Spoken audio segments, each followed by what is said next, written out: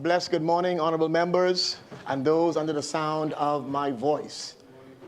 Today, in our Moments of Impact devotional segment, I'll be sharing a devotion today entitled, Not Everyone With You is Battle Ready. We would all agree that life is filled with many battles. There are mental battles, financial battles, marital battles, family battles, spiritual battles, health battles, and even political battles that we're all faced with from time to time. It's important to know that when going through any type of battle, you must have the right type of people with you. Battles are won when everyone who is with you have the same focus, fidelity, fire, faith, and fight.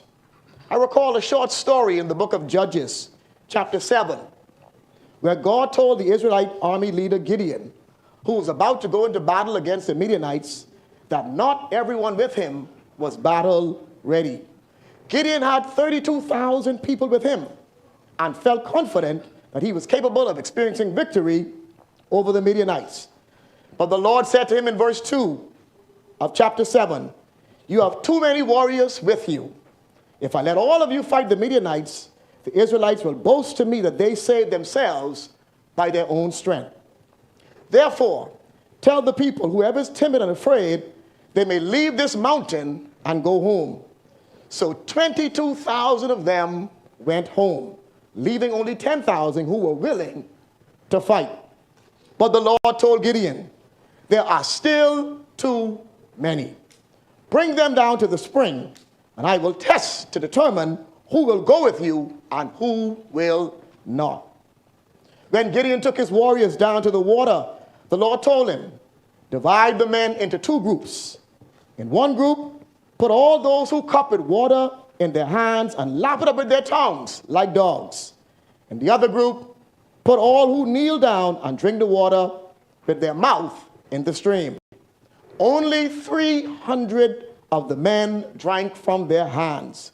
All the others got down on their knees and drank with their mouths in the stream.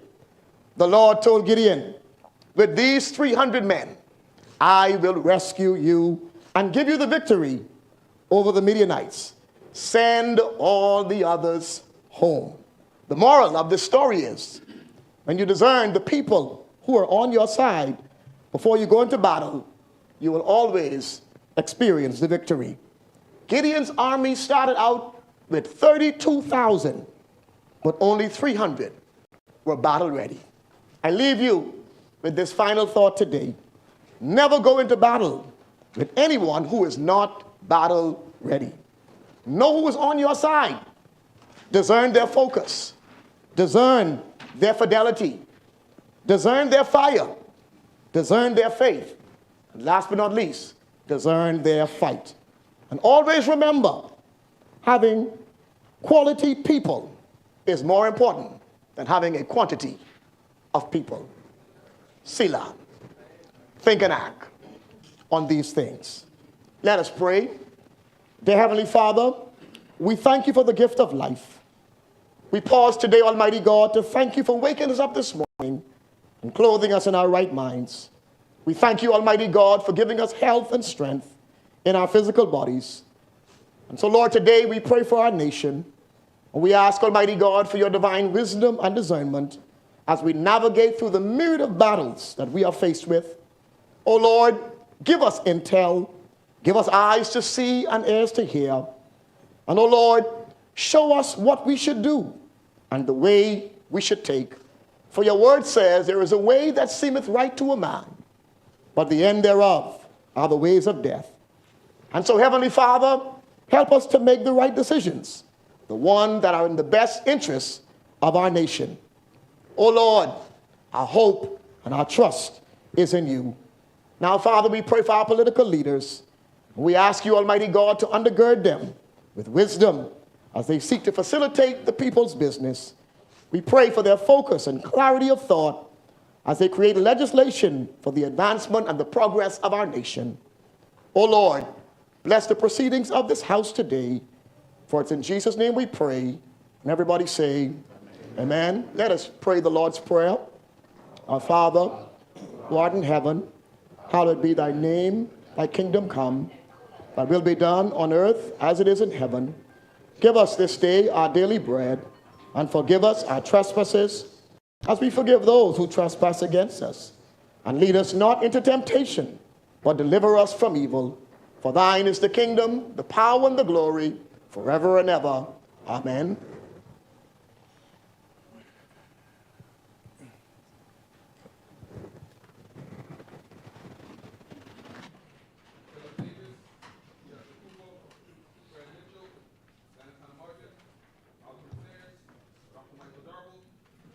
Keith Bell, Wayne Monroe, Vaughn Miller, Joe Beth Colby Davis, Ginger Moxie, Mark Folek, Jomo Campbell, Basil McIntosh, Mars LaRota, Pia Glover Rowe, Lisa Ramming, Zane Lightbourne, Dr. Hubert Minnis, Jamal Strawn, John Pinder, Marcus Roll, Leon Lundy, Kirk Cornish, Wade Watson, Leonardo Lightbourne, Leslie M. Miller Bryce, Leroy Major, Sylvanus Petty, Michael Bonnaby, Michael Pintard, James Kwesi Thompson, Aram Lewis, Shannon Dawn Cartwright, Adrian Gibson, Adrian White, Kingsley Smith.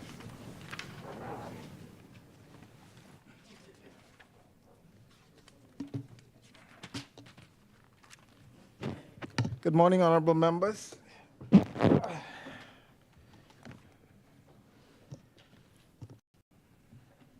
Introduction and swearing in of new members. Laying of documents by ministers. The chair recognizes the honorable member for Cat Island, Rumkey, and San Salvador. Yeah. Mr. Deputy Speaker, I beg leave to. Do you have any communications, sir?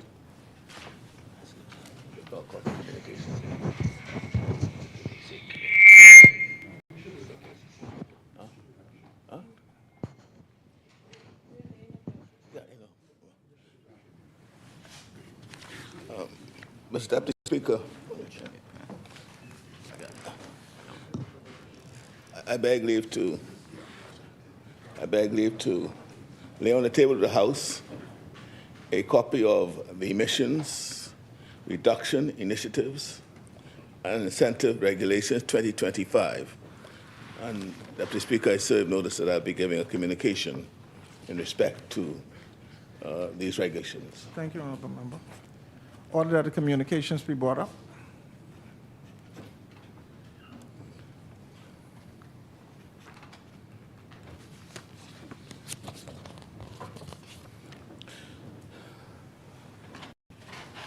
Order that the documents to lie on the table. Further laying of documents by ministers. The chair recognizes the honorable member for Freetown. Mr. Deputy Speaker, I beg leave to lay on the table of the House a copy of the following: the trial by judge alone, Miscellaneous Provisions Act 2024, appointed day notice 2025. Order that the communications be brought up.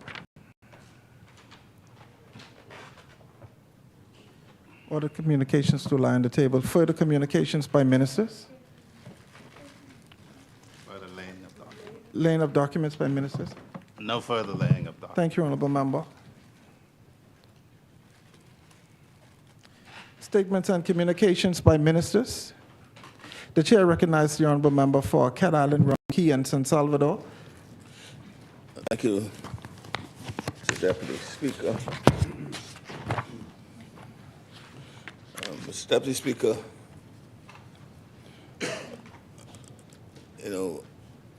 this administration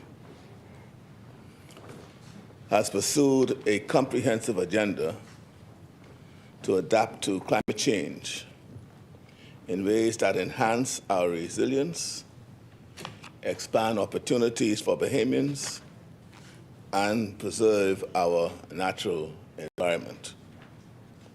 This strategy is built on key initiatives like energy reform, including the adoption of cleaner fuel sources like LNG and the widespread rollout of utility-scale solar power.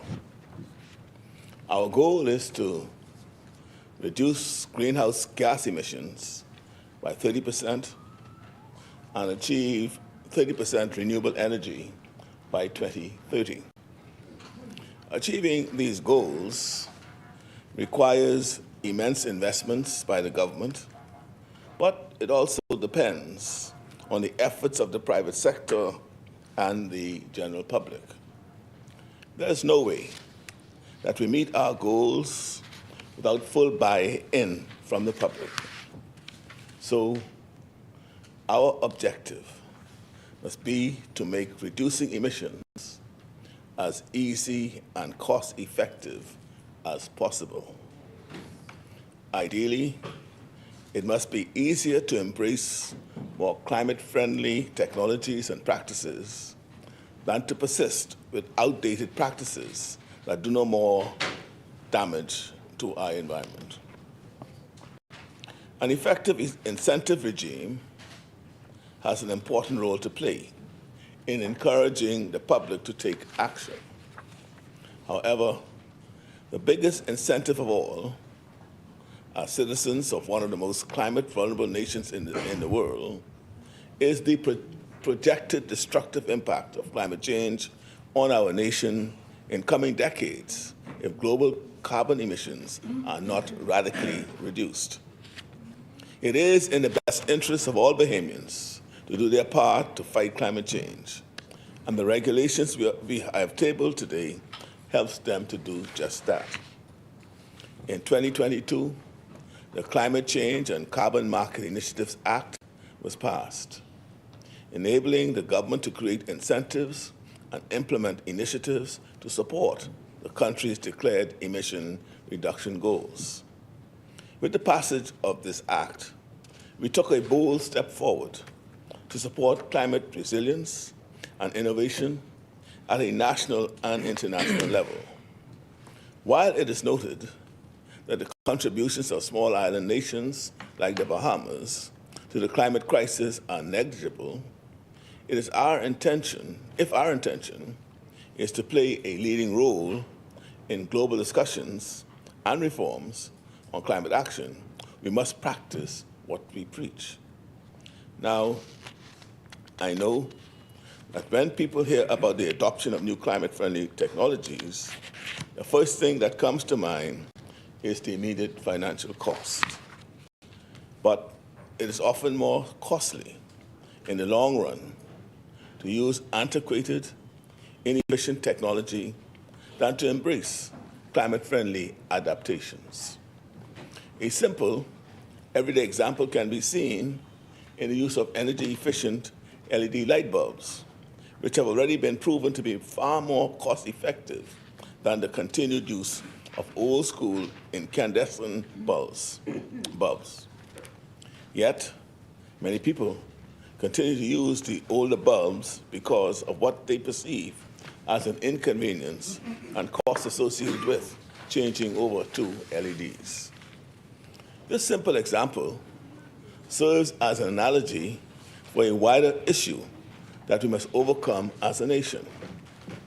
There are many similar scenarios in which it is simply financially prudent to embrace emerging technologies.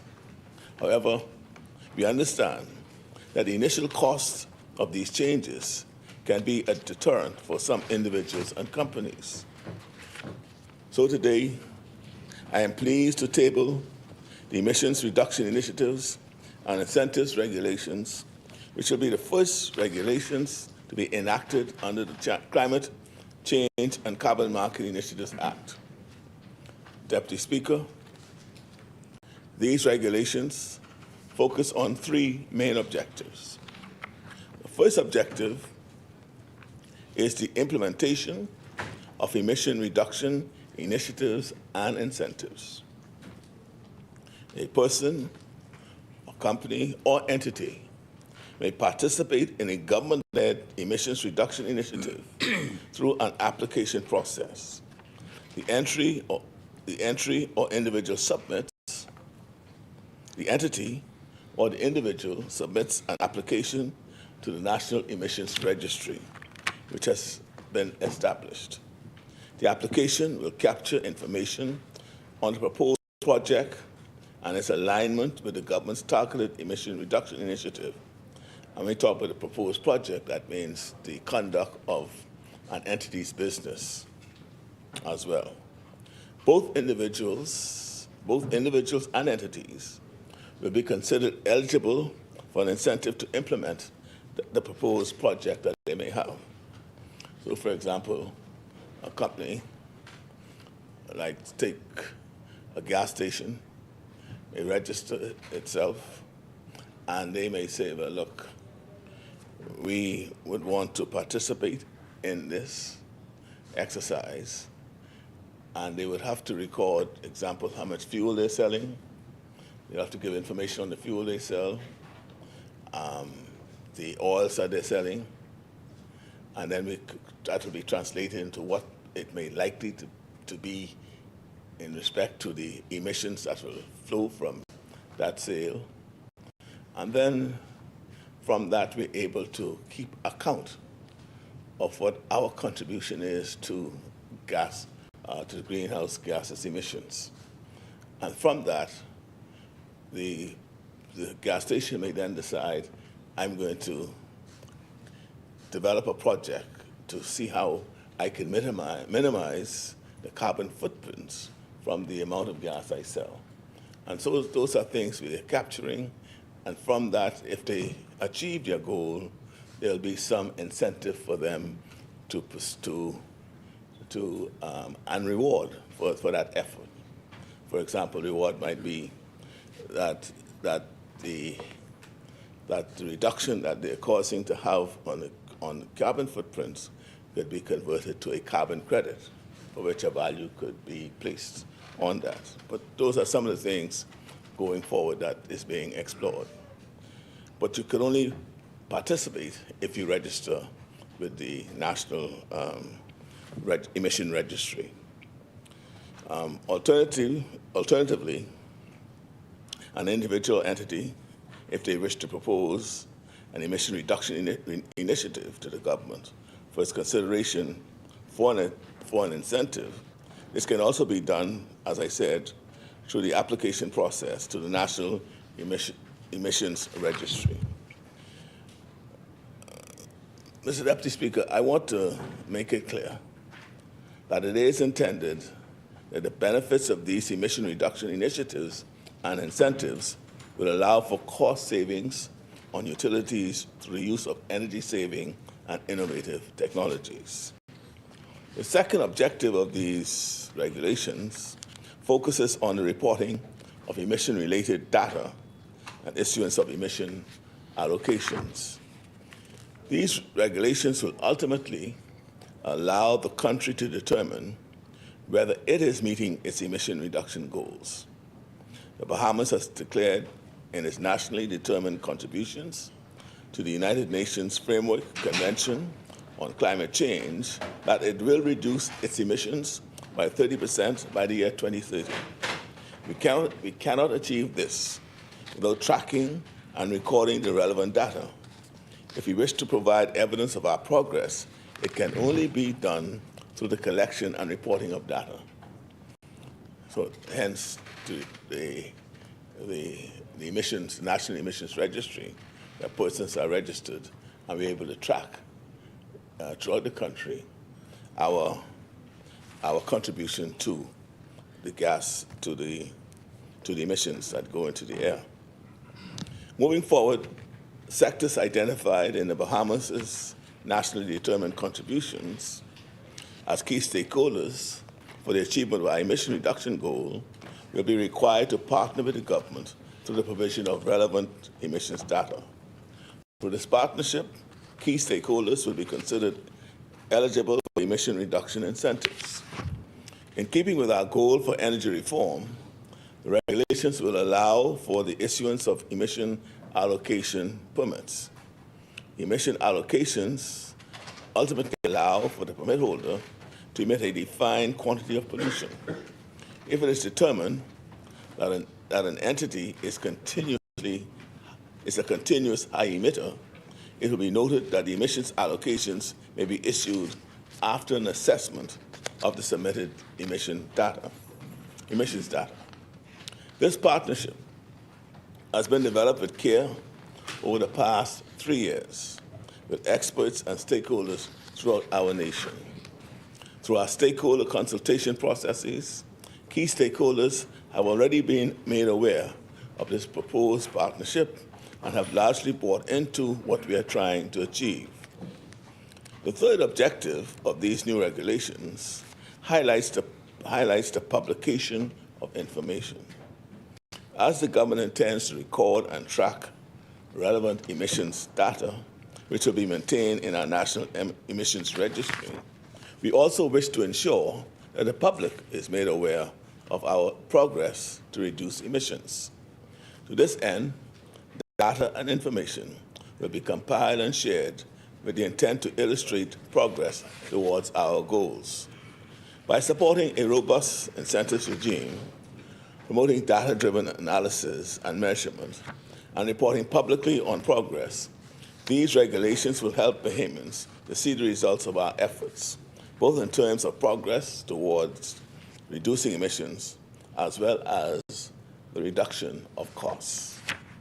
Ultimately, our goal is to deliver a climate-friendly, renewable future for the Bahamian people with cleaner energy, innovative technologies, and more affordable costs. We are well on our way to achieving these objectives. Electricity bills are going down, and solar power is going up. With the regulations we have tabled today, we are set to drive even more meaningful progress toward our goals. I want to thank you.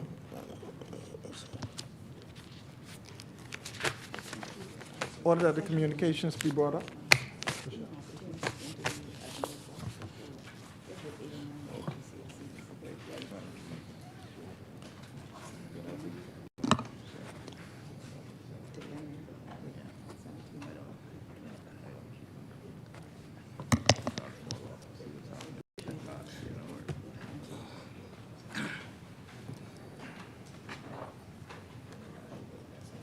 Order that the communications to lie on the table.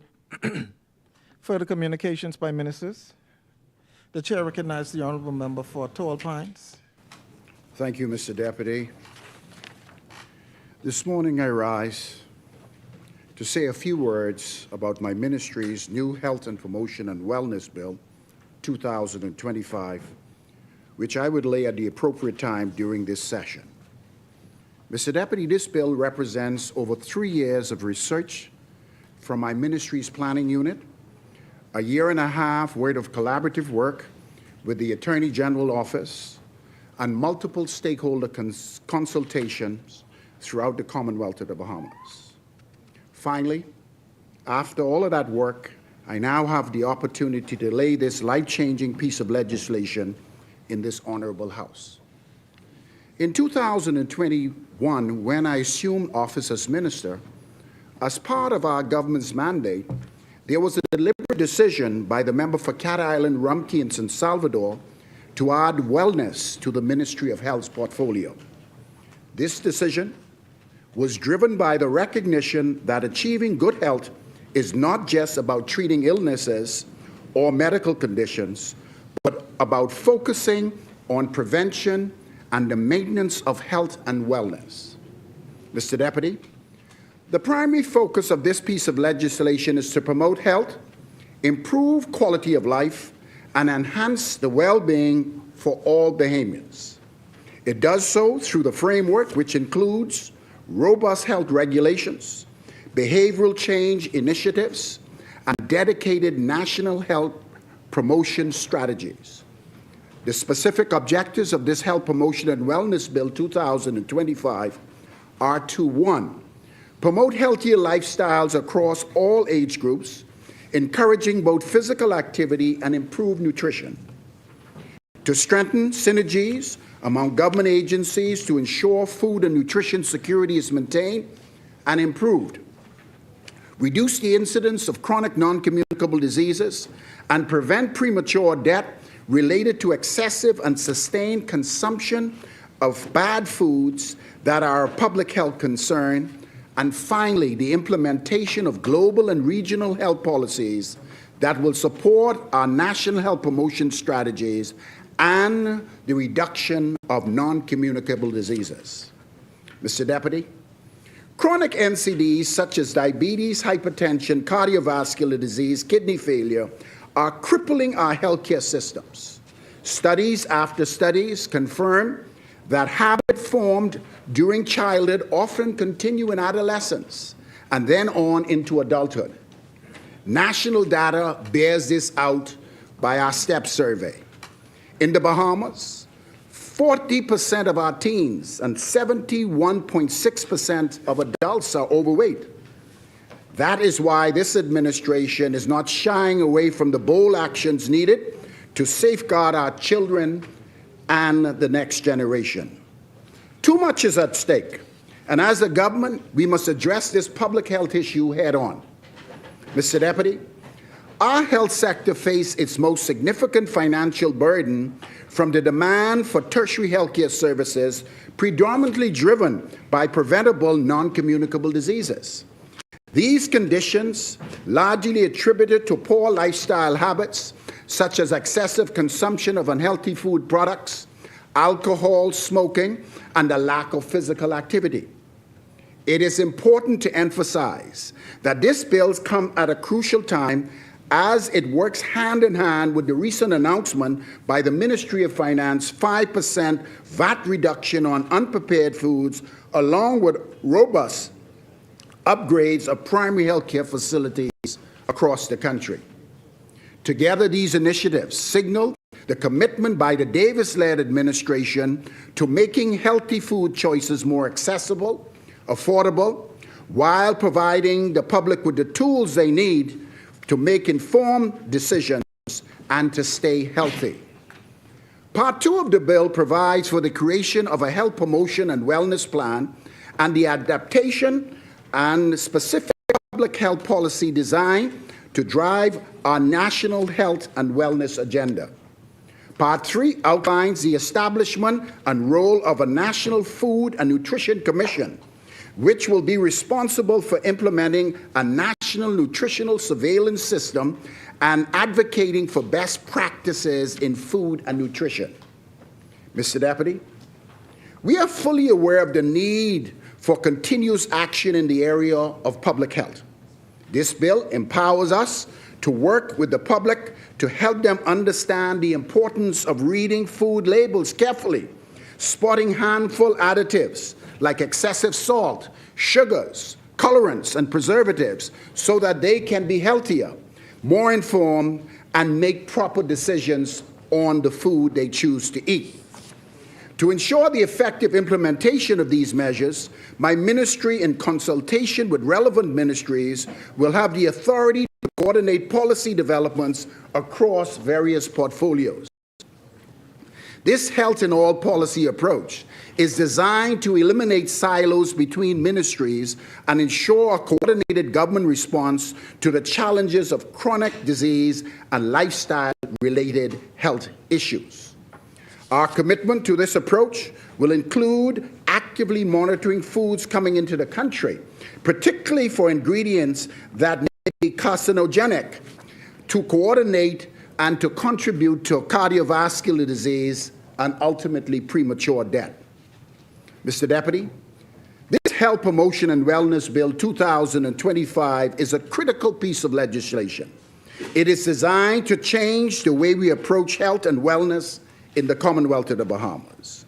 By focusing on prevention and promoting lifestyle modifications, we are aiming to tackle risk factors and decrease the number of our friends, co-workers, and relatives who are battling from NCDs and the serious medical complications associated with disease brought on by lifestyle choices.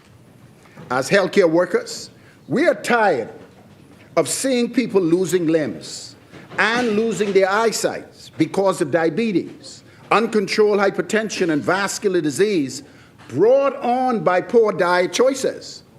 We are tired of people being crippled by the debilitating effects of cardiovascular disease and we believe that this bill would assist my ministry in the fight for lives. Mr. Deputy, with the laying and passing of this piece of legislation, it will represent a historic moment for the health and wellness of Bahamians everywhere. It is essential we remain focused on the bill's provisions and how it would be used as a tool to improve the quality of life for Bahamians across our archipelago. I look forward for a robust debate on this important piece of legislation that will ultimately promote health, wellness, and longevity across the Commonwealth of the Bahamas. Thank you.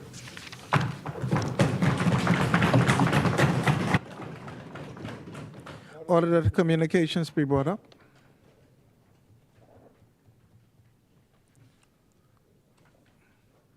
Order that the communications do lie on the table. Further communications by ministers.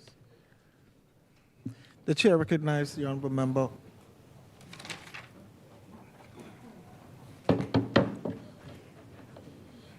you, Mr. Deputy Speaker. Always truly an honor to stand in this honorable place to represent the people of the constituency of Garden Hills. Mr. Deputy Speaker, the phrase born, bred, and dead Bahamian is more than a saying. It is a profound expression of our unwavering passion, deep love, and immense national pride. It reflects the resilient spirit of our people, shining through both triumphs and challenges.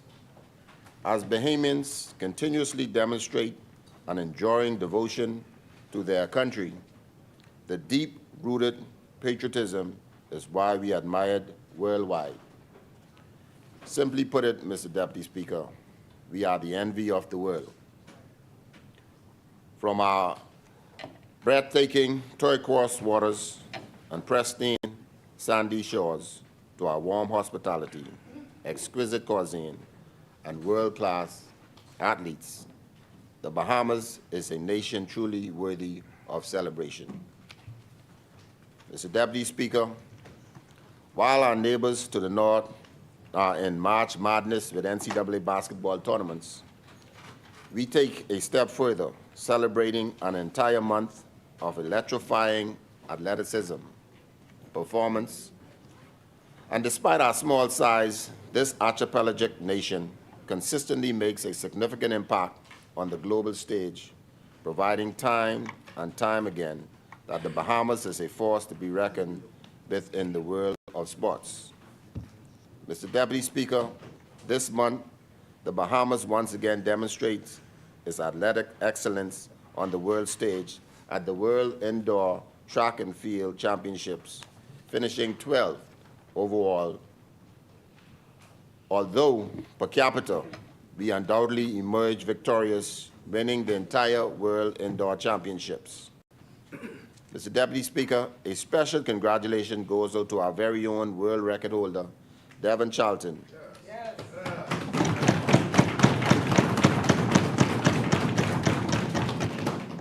Who successfully defeated her indoor championship title, capturing gold in the women's 60 meters hurdles with an outstanding performance. She led our talented 5-member team, which also included her younger sister, Anthea Charlton, a rising star on the international and regional scene. Randall Miller, Camille Rutherford, and Denisha Cartwright. On behalf of a grateful nation, I extend my heartfelt congratulations to Devon Charlton on her remarkable achievements. She is a true ambassador and patriot. I also commend the entire team for their exceptional efforts. Anthea Charlton was the youngest in the field of competitors and the only collegiate athlete in the women's long jump final. Denisha Cartwright, a semifinalist in the 60-meter hurdles, Camille Rutherford, a semifinalist in the 60-meter dash, and Randall Miller, who competed in the 400 meters. While some athletes opted out of the indoor championships in preparation for the long season ahead, these athletes stepped it up and competed with pride and determination. For that, we express our deepest gratitude. What a time to be a Bahamian. In the words of famous Smokey 007, you're born here, you're born here. I am proud to announce that the World Relays is returning home to a place where it was born, the Bahamas. The World Athletic Council confirmed that the World Athletics Relay will take place on April 22nd and 23rd in 2028, making the 5th time the Bahamas will host this prestigious event following previous editions in 2014, 15, 17, and 2024. Mr. Deputy Speaker, the Bahamas being awarded this major championship is a testament to the world's confidence in our country and its recognition of us as a premier sporting destination. After all, we were named the Caribbean's leading sports tourism destination in 2024 at the World Travel Awards. This achievement aligns perfectly with the government's blueprint for change, which lays out a game plan to elevate sports at every level, from grassroots development to elite performance, and the return of Sports in Paradise brand. Mr. Deputy Speaker, by expanding opportunities, aligning our practices with global standards, and investing in our athletes, we are strengthening our sporting ecosystem from the ground up. It all begins with our local events, where talent is nurtured and excellence is cultivated. The baton is in hand, and we are sprinting forward with determination, ensuring a brighter future for Bahamian sports on the world stage. We are indeed breaking limits and achieving greatness. Just last week, the Department of Sports hosted the biggest national high school track and field championships in history. For the first time in 31 years, persons with different abilities were included, making it an inclusive track and field meet.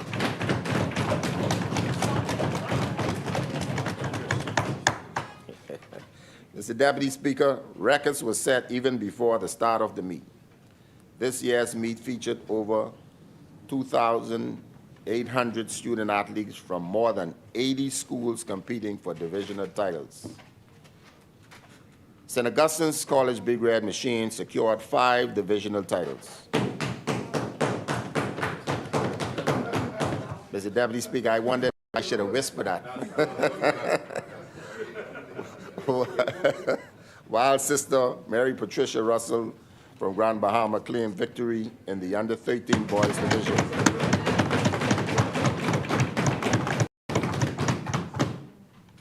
Even though we gone from Casey, from Queens, the Queens College Comets excelled as well, winning both the under-13 girls and under-17 girls divisions. While these accomplishments are commendable, it is important to highlight the exceptional performance of schools from the Family Islands and smaller school systems. Myself, Mr. Deputy Speaker, along with the Member of Parliament from South, and Mangrove Key was in the Central Andrews, was in the stands watching the high school from South Andrews run, and the Minister of Education had to tell him, don't be disappointed. But somehow, yes, he was able to come victorious in 1 or 2 races. Additionally, Mr. Deputy Speaker, athletes representing home-based schools delivered outstanding performances, further showcasing the depth of talent in this year's competition. Mr. Deputy Speaker, heartfelt congratulations to the athletes, coaches, teachers, parents, and supporters whose dedication and hard work contributed to the success of this event. A special thanks to the director and her team at the ministry for their exceptional organization and execution of what many have described as a world-class meet. This event has undoubtedly redefined the landscape of high school track and field in our country. We extend our sincere gratitude to our sponsors, Super Club Breezes, the title sponsor, Bahamas Air, IL Cares, Insurance Management, AID, NSA, Superior Waste, and Bahamas Waste, whose generous support underscores the collective effort required to nurture and develop our young athletes. Mr. Deputy Speaker, we also take this opportunity to say thanks to our #1 partner in this, and that's the Ministry of Education. Mr. Deputy Speaker, next on the calendar is the Frank Pancho Raming National Primary School meet scheduled for May. Planning is already underway with a strong commitment to ensuring an inclusive and engaging event of all participants. To borrow a phrase from the field of education, no child will be left behind. Mr. Deputy Speaker, we only have a few more days left in March, and the madness will continue. We celebrate success of our Bahamians making their mark in the NCAA March Madness basketball tournament. Head coach Yolette McPhee-McQuinn, daughter of legendary coach Gladstone Moan McPhee, has led the Ole Miss women's basketball team featuring Bahamian player Rima Collins to a well-earned spot in the Sweet 16. I think that deserves it. The team has secured their place on Sunday with a victory over Baylor Bears. The Ole Miss, the #5 ranked team, will play the #1 ranked team, UCLA. Mikhail McLean, another Bahamian coach, assistant coach at Kentucky Wildcats, will face Tennessee on Friday, and also playing on Friday are Brian Clark and the University of Houston playing Purdue. Although VJ Edgecombe and the Baylor Bears, as well as Frederick King and Creighton University, were eliminated on Sunday, we celebrate their contributions and efforts.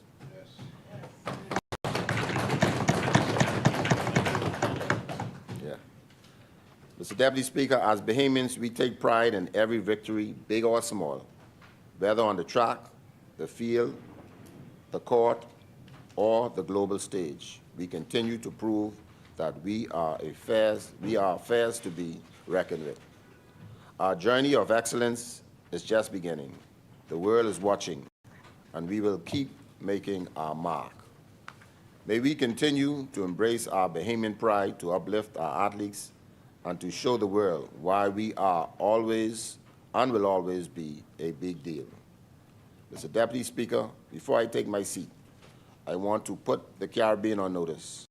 The Bahamas Carifta teams are coming. Our swim team is on the quest of 7 straight, and our track team is ready to bring back the gold. In the end, we are all Bahamians, and as the young people would say, 242 to the world. Thank you. Order that the communications be brought up.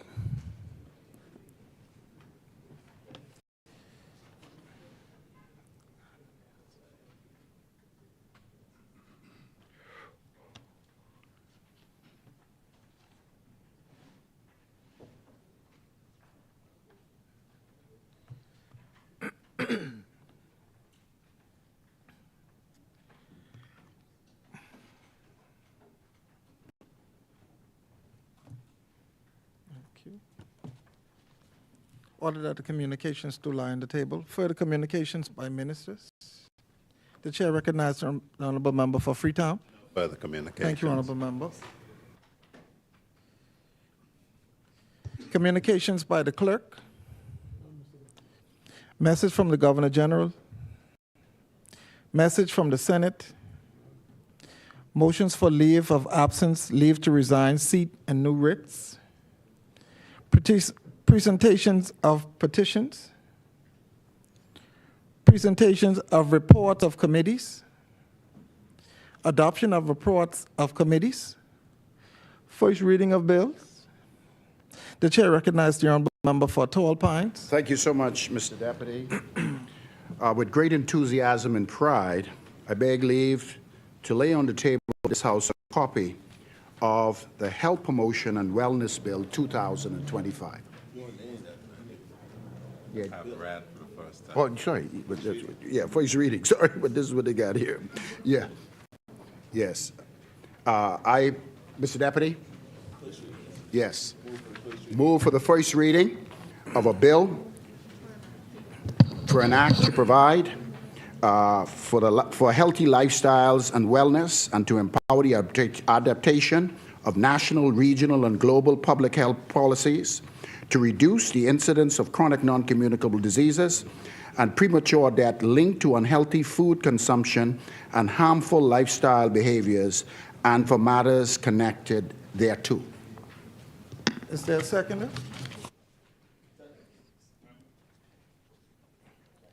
It has been moved and seconded that the following bill be read a first time and tabled. Health Promotions and Wellness Bill 2025. For the first readings. As many as are in favor will remain seated. Those opposed will stand. The motion is carried. Order that the bill be read a first time and tabled. A bill for an act to promote healthy lifestyles and wellness, to empower the adoption of financial, regional, and global public health policies to reduce the incidence of non-communicable diseases and premature death linked to unhealthy food consumption and harmful lifestyle behaviors, and for matters connected thereto.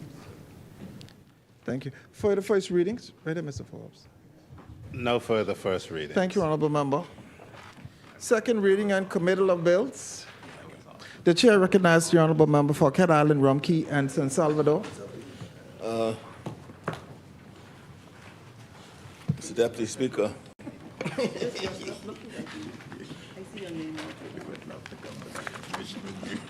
I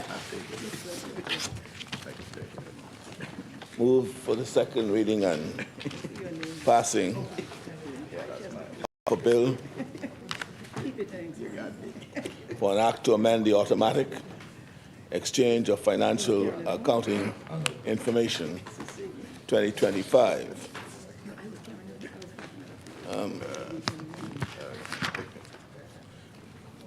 Mr. Deputy Speaker, rising to my feet today to deliver my contribution to this bill, and I feel a great deal of pride as a Bahamian. I'm very full of pride as a Bahamian, because I am a citizen of the best little country in this world.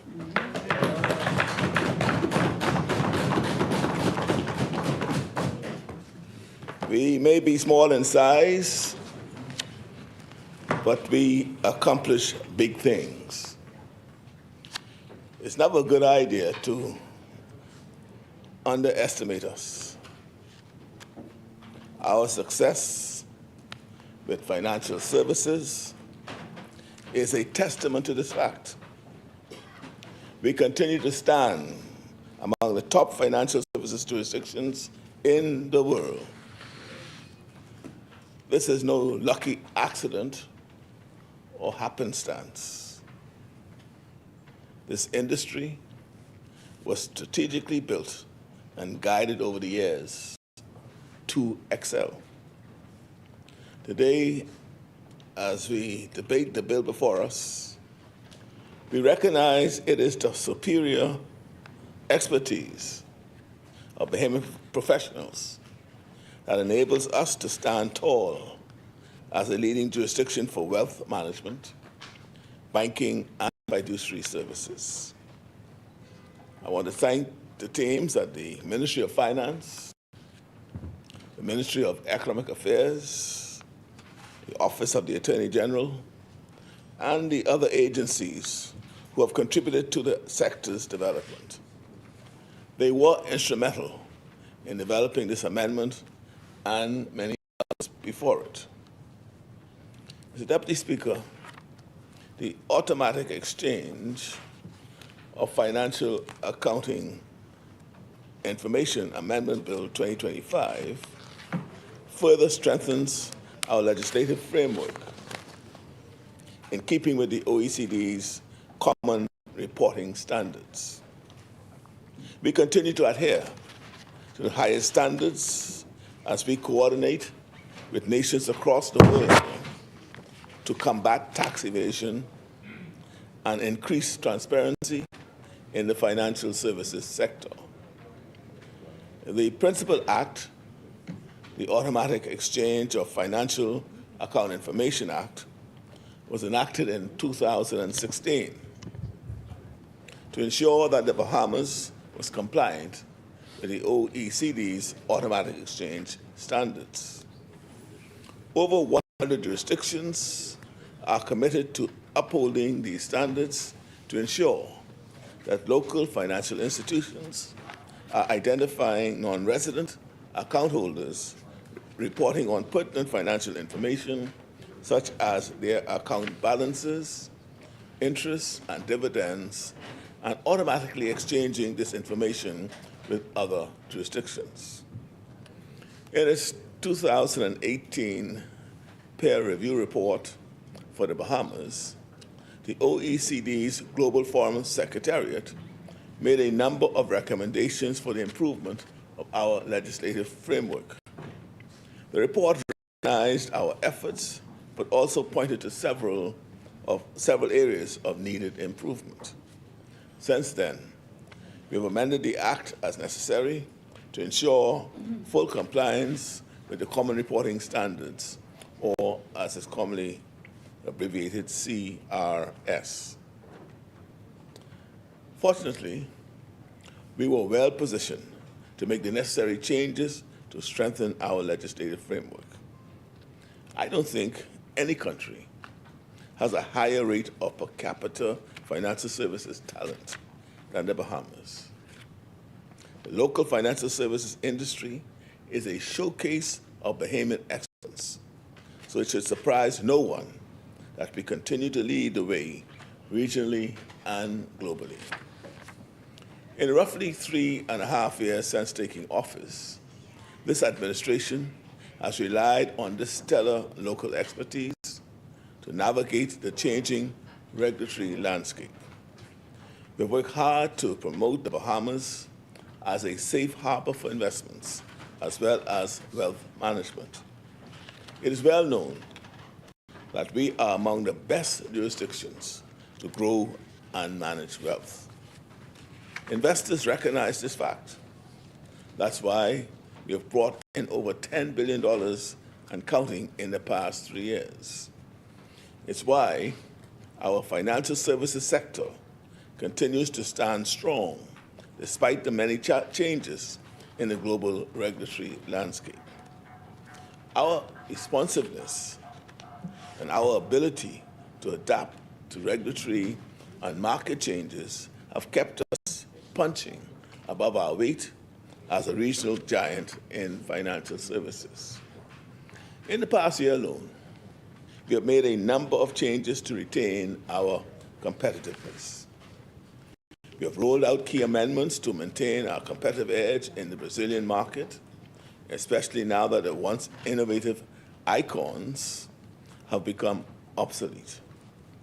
The DARE Act has undergone multiple revisions, with more to come as the industry continues to grow and change. Our approach to business licenses for IBCs has been overhauled, and the regulatory framework for the Securities Commission has been modernized. Previous missteps by our predecessors in the implementation of economic substance reporting, an issue that led to the EU blacklisting, have been corrected. Thanks to the swift intervention of our compliance and financial services experts, we are now officially off the EU blacklist. As we maintain consistency with global best practices, our AML, CFT, CPF regime remains robust. Meanwhile, the smooth rollout of the domestic minimum top-up tax has not only kept us aligned with international corporate income tax standards, but also created a valuable new revenue stream for the government. The introduction of the top-up tax means we can raise additional revenue without placing further strain on Bahamian families, many of whom have experienced considerable hardship during the global inflation crisis.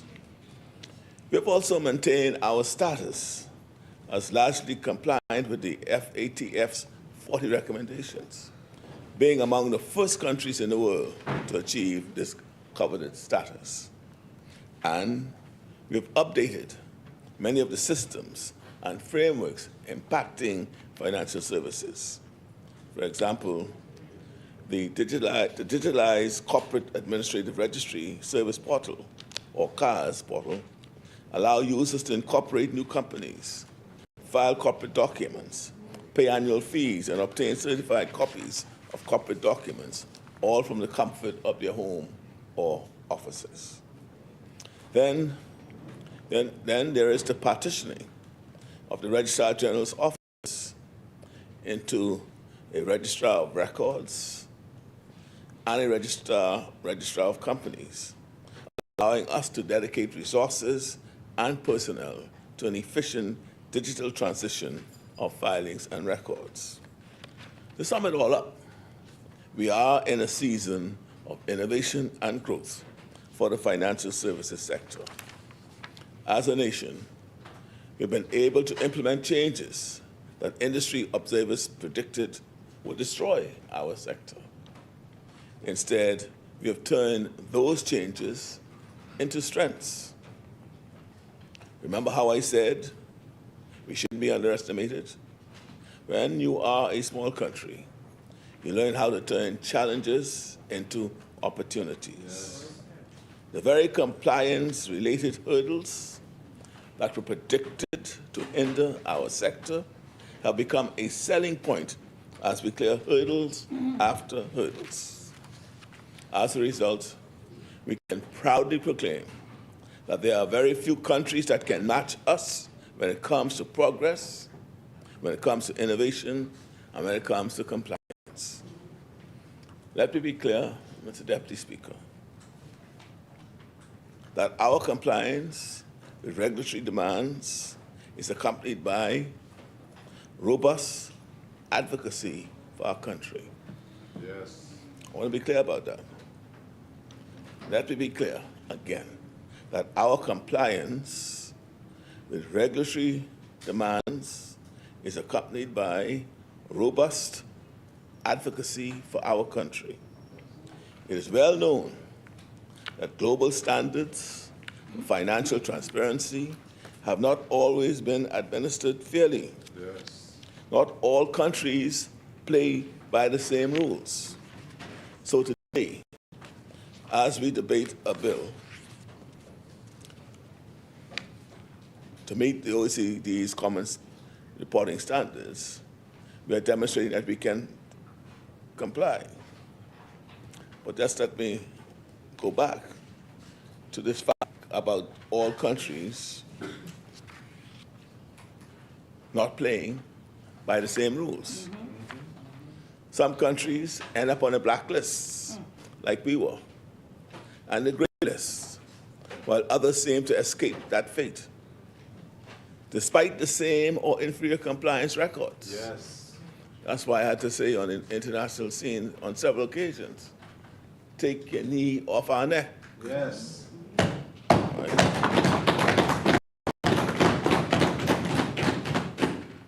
And so, under this administration, for the first time ever, we have a strong voice on the international stage, pushing for change to the status quo.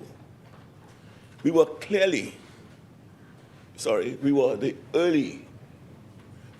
early champions of the United Nations Convention on International Tax Cooperation.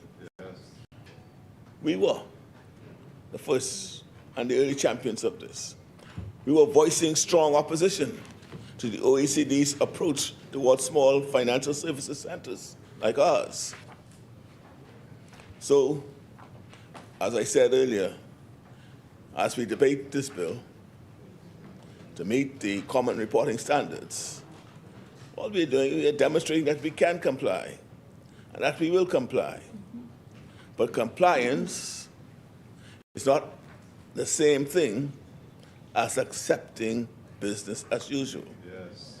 Through our advocacy, we have secured a seat at the table as a part of the Intergovernmental Negotiating Committee on the United Nations Framework Convention on International Tax Cooperation. Yes. We will play an active role in shaping protocols to ensure that these global changes are developed and administered fairly in the future.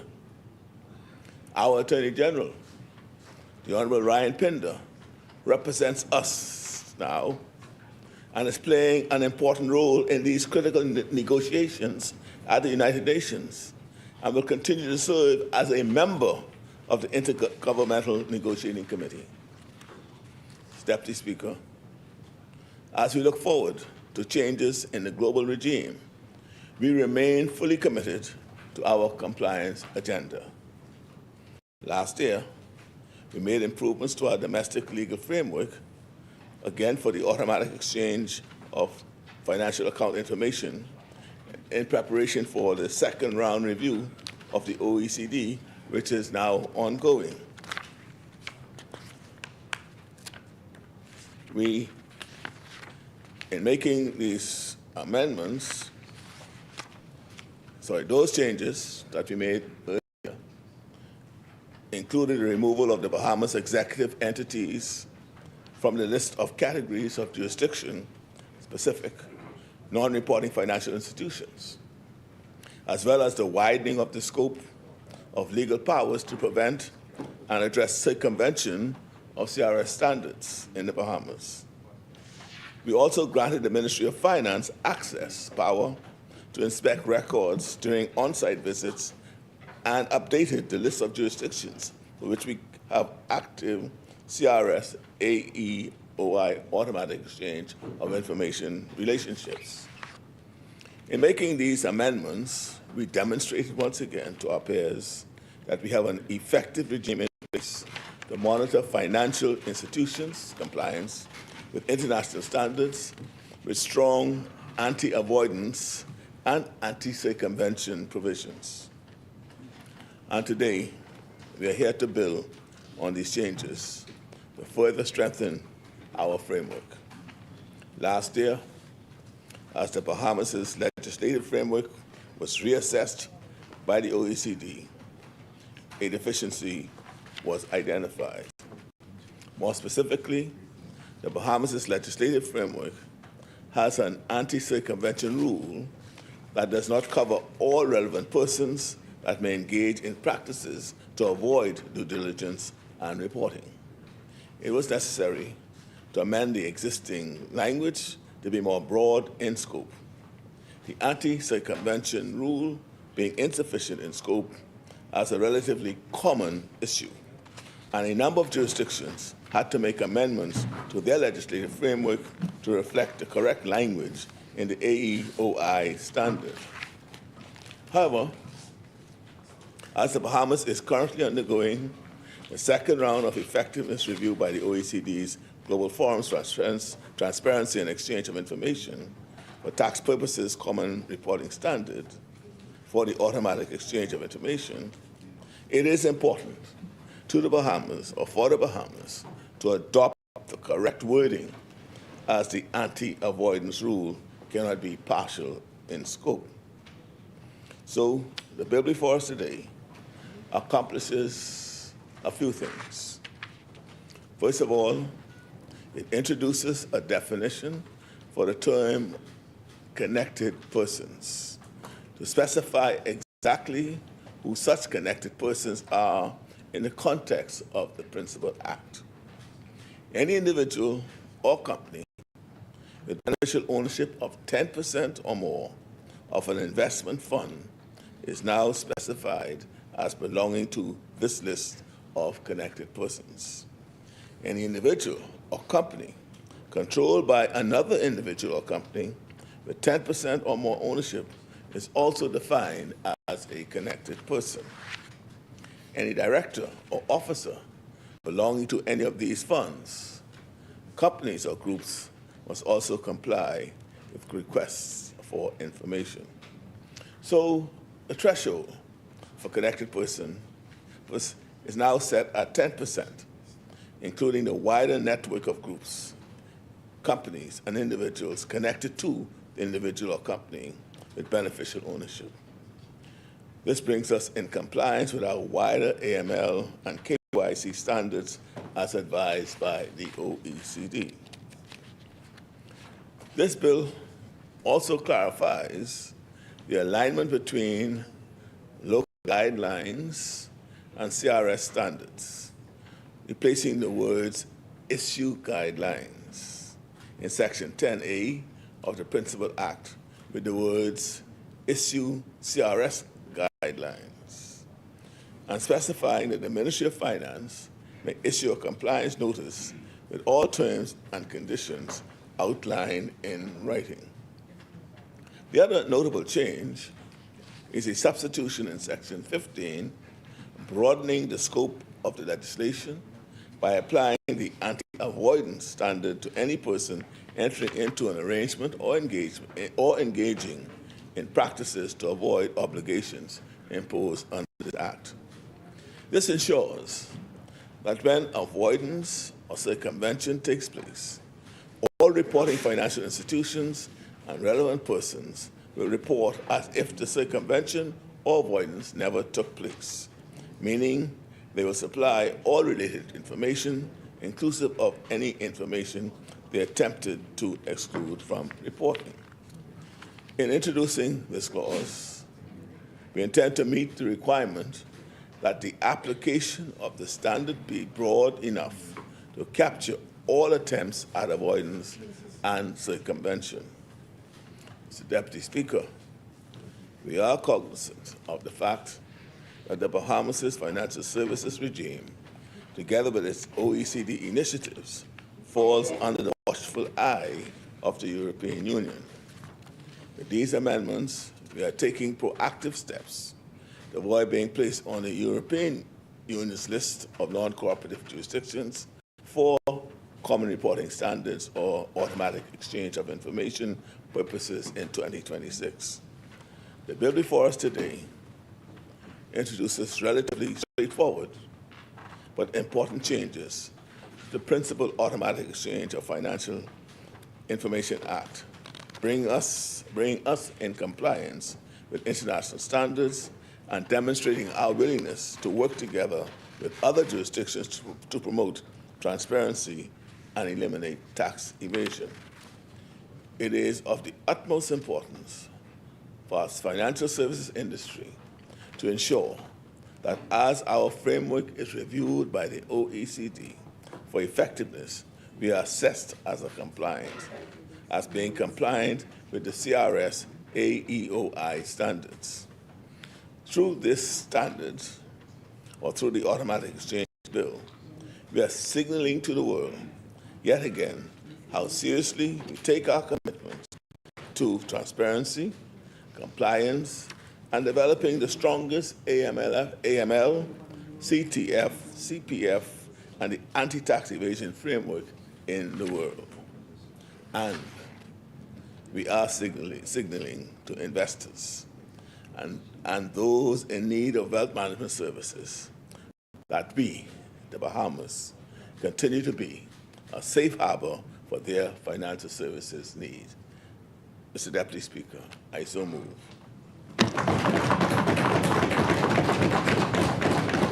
Thank you, Honorable Member. Is there a seconder? The Chair recognizes the Honorable Member for Freetown. Mr. Deputy Speaker, I rise in this honorable place on behalf of the good people of the Freetown constituency to second the movement of this bill, and I have nothing productive to add at this point, Mr. Deputy Speaker.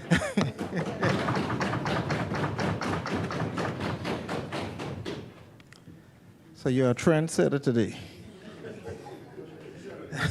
Try it. Try it. It has been moved and seconded that the following bill be read a second time and committed. A bill for an act to amend the Automatic Exchange of Financial Account Information Act. As many, the chair recognizes the honorable member for Marco City. Thank you very much, Mr. Deputy. I'd like to once again thank Almighty God for this opportunity to serve in this chamber and to raise the concerns, the dreams, and aspirations of the people of Marco City, and by extension, other Bahamians who rely on us to be honest, firm gatekeepers that would protect their interests. Mr. Deputy, my colleagues and I join in supporting this bill. This amendment, it is consistent, Mr. Deputy, with a number of pieces of legislation, compendium of legislation that we have brought to this place on numerous occasions to address concerns raised by the OECD and the United States as well. Mr. Deputy, this amendment to the automatic exchange of financial account information bill, we agree is a critical piece of legislation that reaffirms the Bahamas' commitment to transparency, economic integrity, and international cooperation. Bahamians, Mr. Deputy, work extremely hard every day to provide for their families, to build their businesses, and to secure a better future for their children. Yet, in an increasingly interconnected world, financial security and economic growth are dependent on our ability to engage with global standards while protecting our national interests. The amendment to this bill represents a necessary step in ensuring that the Bahamas remains a responsible financial jurisdiction while safeguarding our economy from external economic threats. The Free National Movement has always been committed to policies that strengthen our economy, attract investment, and support Bahamian businesses. This bill is no exception. Our support reflects our dedication to building a financial sector that is internationally respected while ensuring that Bahamian businesses and entrepreneurs have the best opportunities to thrive in a competitive global marketplace. Deputy, we share the view that we are not playing in an internationally level playing environment. Many of those who require us to comply with the multiplicity of rules, they themselves continue to violate those rules. Nevertheless, we have an obligation to protect our jurisdiction, because as significant as we are and as significant as we see ourselves, they do have the ability to adversely affect our economic prospects. Now, notwithstanding the fact that the government is bringing this amendment, the Progressive Liberal Party is famous for making promises about economic growth in the financial sector that will be undergirded by transparency and accountability. Well, clearly over the last 3 years, we know they have not been living up to that stated public goal. Mr. Deputy, while they pay lip service to compliance and financial transparency, their failures can carefully be laid out for the public to see. So today we are debating about the need, and we agree with them, to be compliant with existing international standards with respect to common reporting standards. However, locally, the actions of this government, by not complying with its own policies and with our own laws as a country, undermines this message. It causes this message to ring hollow. In fact, one clear example of their failure to even follow through on some of their initial pronouncements is the failure to fully implement the Freedom of Information Act. And again, we understand that that's really about not wanting to be fully transparent. F&M is ready to do better, not just better than this administration, but better than we've been before. The reality is that international compliance is crucial. If we fail to meet the global standards, we risk financial blacklisting, losing foreign investment, exposing our financial institutions to unnecessary penalties that can cost them and ultimately cost us. And it would damage our reputation as a premier financial services hub. So this amendment bill contributes to the Bahamas continuing to be a trusted partner in the global financial markets.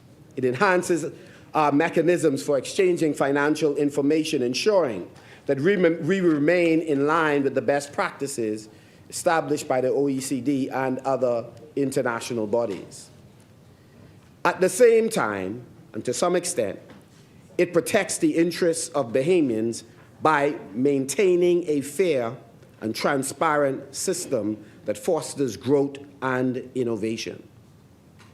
Unfortunately, as I said before, Mr. Deputy, the OECD and the framers of FACTA do not demonstrate the same commitment to sharing information as they now require us to share. And so certainly we must continue the international activism in this regard. Mr. Deputy, in the midst of this debate, it would be wrong for us not to face the elephant in the room. The truth is, corruption and bad governance is bad for Bahamian businesses. In fact, it's bad for business in general. And this government is debating strengthening the financial services sector, inspiring confidence locally and internationally in our commitment to play by the rules against the backdrop of just recently having been forced by public pressure to cancel the moorings deal. You know the deal, Mr. Deputy.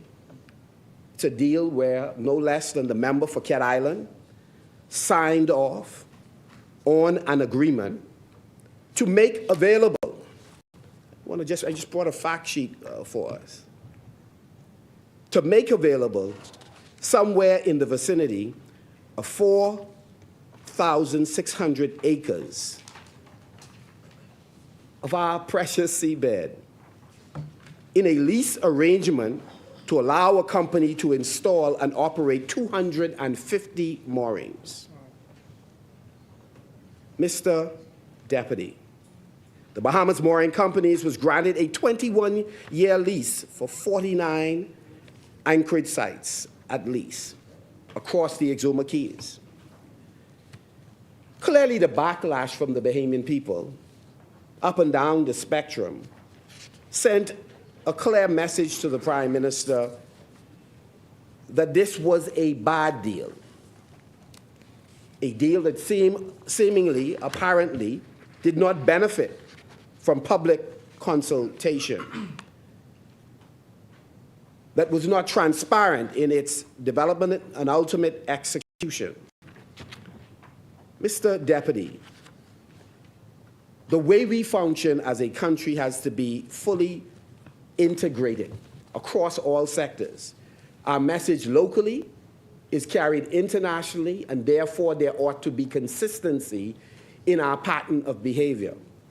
Unfortunately, the mooring deal clearly indicates that our talk about accountability and transparency is hollow when we look at how we are doing business at home while parading on the international stage as if we are the paragon of virtue. Mr. Deputy, no less than 2 members in the office of the Prime Minister are closely related, in one case, directly to the company, having signed on the lease agreement.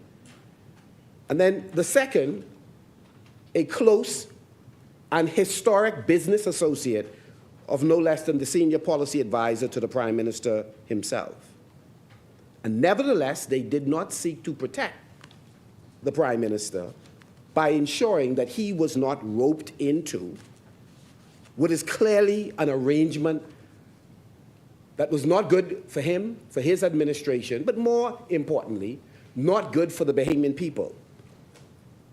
Because again, it cements this notion in our minds that this is an administration that is narrowly tied to a select group of beneficiaries, not broadly the Bahamian people, as we know Angliston is committed to, as we've heard in the past that Fort Charlotte is committed to, that we know that Golden Isles is committed to, but a narrow group of economic interests. The chair recognizes the honourable member for Fort Charlotte. Mr. Deputy, on a point of order, this debate today on this subject is being monitored, watched by the OECD, watched by the international community about a commitment that this country is making with respect to the automatic exchange financial information. The honourable member states at the outset that he agrees that this measure is important to protect the economy and the financial services sector of this country. But in the same breath, what this honourable member is doing is stating to the international community that the sovereign government of the Commonwealth of the Bahamas, with respect to this commitment that is being made, there is an imputation, Mr. Deputy, an imputation that the international community should not trust. You see, Mr. Deputy, on the domestic front, we will have a lot of time to talk about moorings, to talk about everything, all of the domestic. What we're debating today, and this is the issue of relevance, Mr. Deputy, we are debating making a commitment to the international community. You mean to tell me, Mr. Deputy, we can't speak with one voice? We always did. We can't speak with one voice when we preface our contribution by saying, one, we support the legislation. Number two, we say that the conduct externally has not been fair to the country.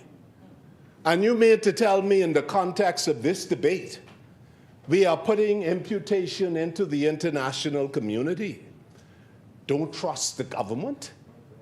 Mr. Deputy, this Commonwealth can only have one government at a time. And on certain issues, there should be some statespersonship where we stand as one.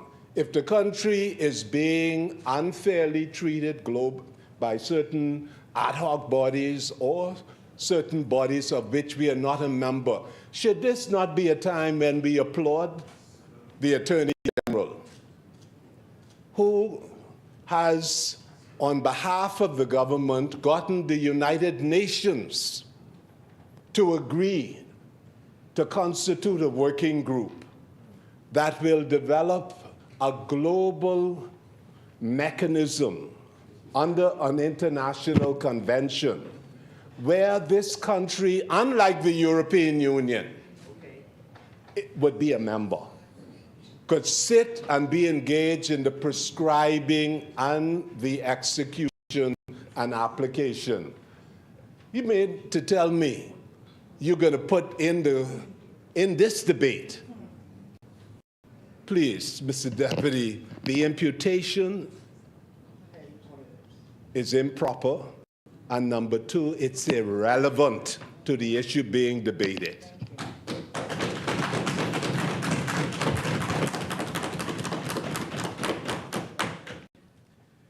Mr. Deputy, thank you very much. The first 2 points that were raised by the member for Fort Charlotte is one good indication of our commitment to this bill is to first say it. I did immediately after standing. The second litmus test he mentioned was to highlight the unfairness in the international community. I tick that box. We stand in solidarity with the government on how unfairly we have been treated. And so I don't fault the member for standing up. My heart goes out to him. I know he's under tremendous pressure to be renominated in Fort Charlotte. And so, Mr. Deputy, I sympathize. I sympathize with you, my brother. That happened to me before as well. So, so I understand. I understand. I understand. Mr. Deputy, we would handle the mooring deal completely differently. We believe that there ought to have been and should be competitive bidding. Secondly, the revenue from such a mooring deal should serve at least and will serve at least two purposes. One, it would assist in further family island development. And two, a portion of those revenues should be protected within the context of our sovereign wealth fund. So we are very much unlike this administration in how we would execute deals that surround our natural resources, tangible as well as intangible resources. Mr. Deputy, it is most unfortunate that the government does not just stop with the mooring deal in how they seek to avoid fairly consistently competitive bidding, but we have said over and over that BPL, the privatization of BPL, again, it reeks of bad governance. We're not going to litigate all of that today because I wish to dedicate a full presentation to unpacking the issues surrounding BPL. So for our purposes today, I just briefly want to say this. All of us in here, we are elected to serve the Bahamian people in general. We're not elected to serve a select group of Bahamians. We were accused by no less than the leadership of the Progressive Liberal Party that we're the party of elitists, yet their policies seem to support a narrow group of already generationally wealthy Bahamians. And their pattern of taking Bahamian assets, not allowing multiple Bahamians to compete for contracts on how to manage and monetize those assets, again, show that their rhetoric about working for the empowerment of all Bahamians is just that. It's rhetoric. It's not supported by concrete action, Mr. Deputy. And so when we spoke recently about some of the signings of the government, one of the points we made is simply this: where is the competitive bidding that allow multiple persons to have an opportunity to bid on generating wealth?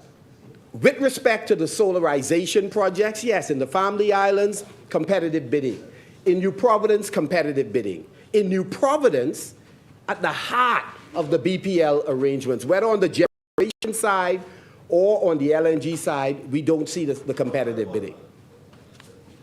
The chair recognizes the honourable member for Cat Island, Rumkey, and San Salvador. I see where the leader of the opposition intends to go with his quest to replace me, to be where I am. Now, and I see that. I just hope that when the shoes are on my foot and I engage him in the same manner he engages, he's able to withstand what I have to say. But suffice it to say, he's talking about the BPL deal, but there's no competitive bidding, or that we are favoring some select few of generational. Let me just say, it was the F&M who started the process. And the way they had it, it was a bad deal for the Bahamian people. And we converted it. For example, Focal. They were renting generation from them. It was costing the Bahamian people up to $30 million or more, $40 million a year. That went directly to the bottom line of BPL. Right? Not passed on at all. We have converted it now to ensure to a capacity charge and what it is. No. So that's where it started, and Shell started that way. And as I said, those documents will be laid on the House at the appropriate time. Thank you very much, Mr. Deputy. Mr. Prime Minister, through you, Mr. Deputy, if the Prime Minister and the Minister with responsibility for energy are truly committed to educating the Bahamian people on the massive, extremely complex, multifaceted privatization of BPL, I invite them, through you, Mr. Deputy, I challenge them to have one day dedicated in this House to debate that particular deal so that we can, in a fulsome, transparent way, discuss this deal. Let me give you an example, Mr. Deputy. Mr. Deputy, let me give you an example, Mr. Deputy. There's a solarization component to this deal. I'm just going to make this point and I'll leave it and move. Where there are at least, I believe, 3 companies in New Providence, right? Multiple companies in the Family Island. That's just one component of the deal. Then there's a transmission and distribution component. Again, that's one component of the deal. I think that's now 2, solarization and then transmission and distribution. Then thirdly, there is the bunkering component of the deal. I think that may be 4 dimensions to it. Then there is the regasification plant. And then there's a need for a pipeline to transfer what is at Clifton or what will be at Clifton all the way to Blue Hills. Or will it be another pipeline from Arwa Key to Blue Hills? What we have is at least 10 different components, most of which are run by completely different enterprises, that I do not believe that even the minister responsible for energy and the Prime Minister fully understands. They are being advised as they go, is my view. We should dedicate a day of debate to this issue. It is that important. It is that important of an issue. Let's discuss it, just so the Bahamian people can understand. You may know more than us, but the Bahamian people don't understand. Mr. Deputy Speaker, I am on a point of order. What we are clear on, Mr. Deputy Speaker, is that members for Marco City have absolutely no understanding of the energy sector. That is one thing that we are clear on. So I don't need him to speak about whether I can comprehend it. I did my master's in this sector. So I understand exactly what's happening. What we are also clear on is that he served in the government, that he to this day cannot articulate to the Bahamian public what their energy reform plan was for the Bahamas. That's 2 things that we are clear on.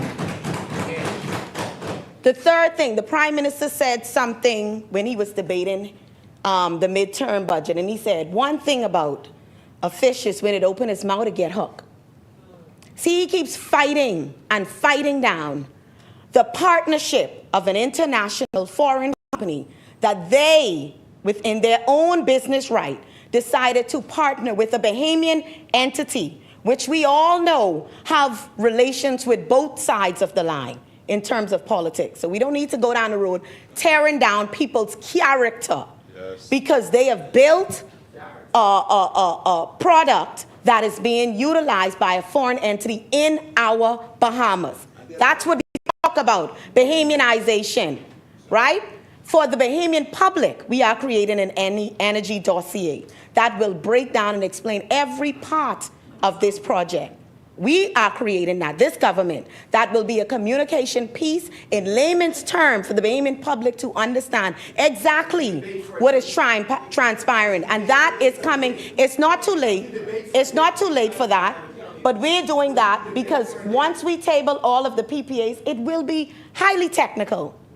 But we want to make sure that our documentation allows the public to understand exactly how we're going to move them from point A to point B. But one thing I want to say about their plan, if they want to call it a plan, I'm going to say a dream.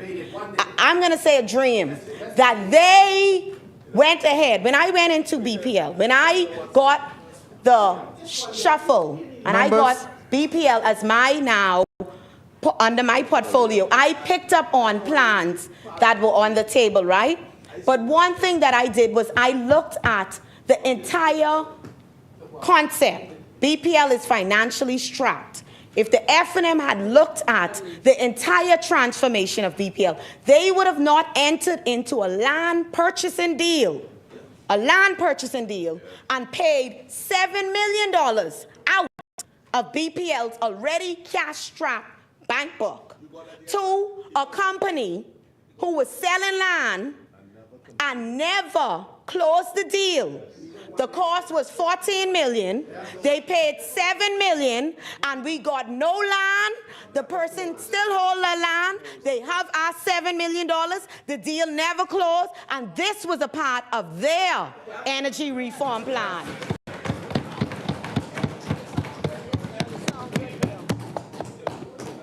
Mr. Deputy. You want to pause the clock while they talking? Order, members. Mr. Deputy. Order, members. So, Mr. Deputy, a master's degree. Order, members. A master's degree in energy. A master's degree in energy, but not a GED in proper negotiating on behalf of the Bahamian people. A master's degree in energy, but didn't graduate in negotiating on behalf of the Bahamian people. Chair recognizes. Will the Prime Minister have a day of debate on BPL? Will the Prime Minister have a debate on a The chair recognizes the honourable member for Cat Island, Rumkey, and San Salvador. He could call for debate for a day. I don't. Order, members. The parliamentary agenda is controlled by the government, and we decide whenever we will be laying those documents on the table of this house. Yes. He could look at it, and then he could say what it is. You see, I don't want to talk about what facility. Yeah. Oh, no. Right? I don't want to go into what facility. I don't want to go into that, right? Huh? I don't want to go through all those things, right? He's around the table, right? But I'm not going to see. The member is scolding me. The member is goading me to pick up his fight. He's goading me to pick up his fight, but I'm not gonna sauce it. I'm not gonna sauce it.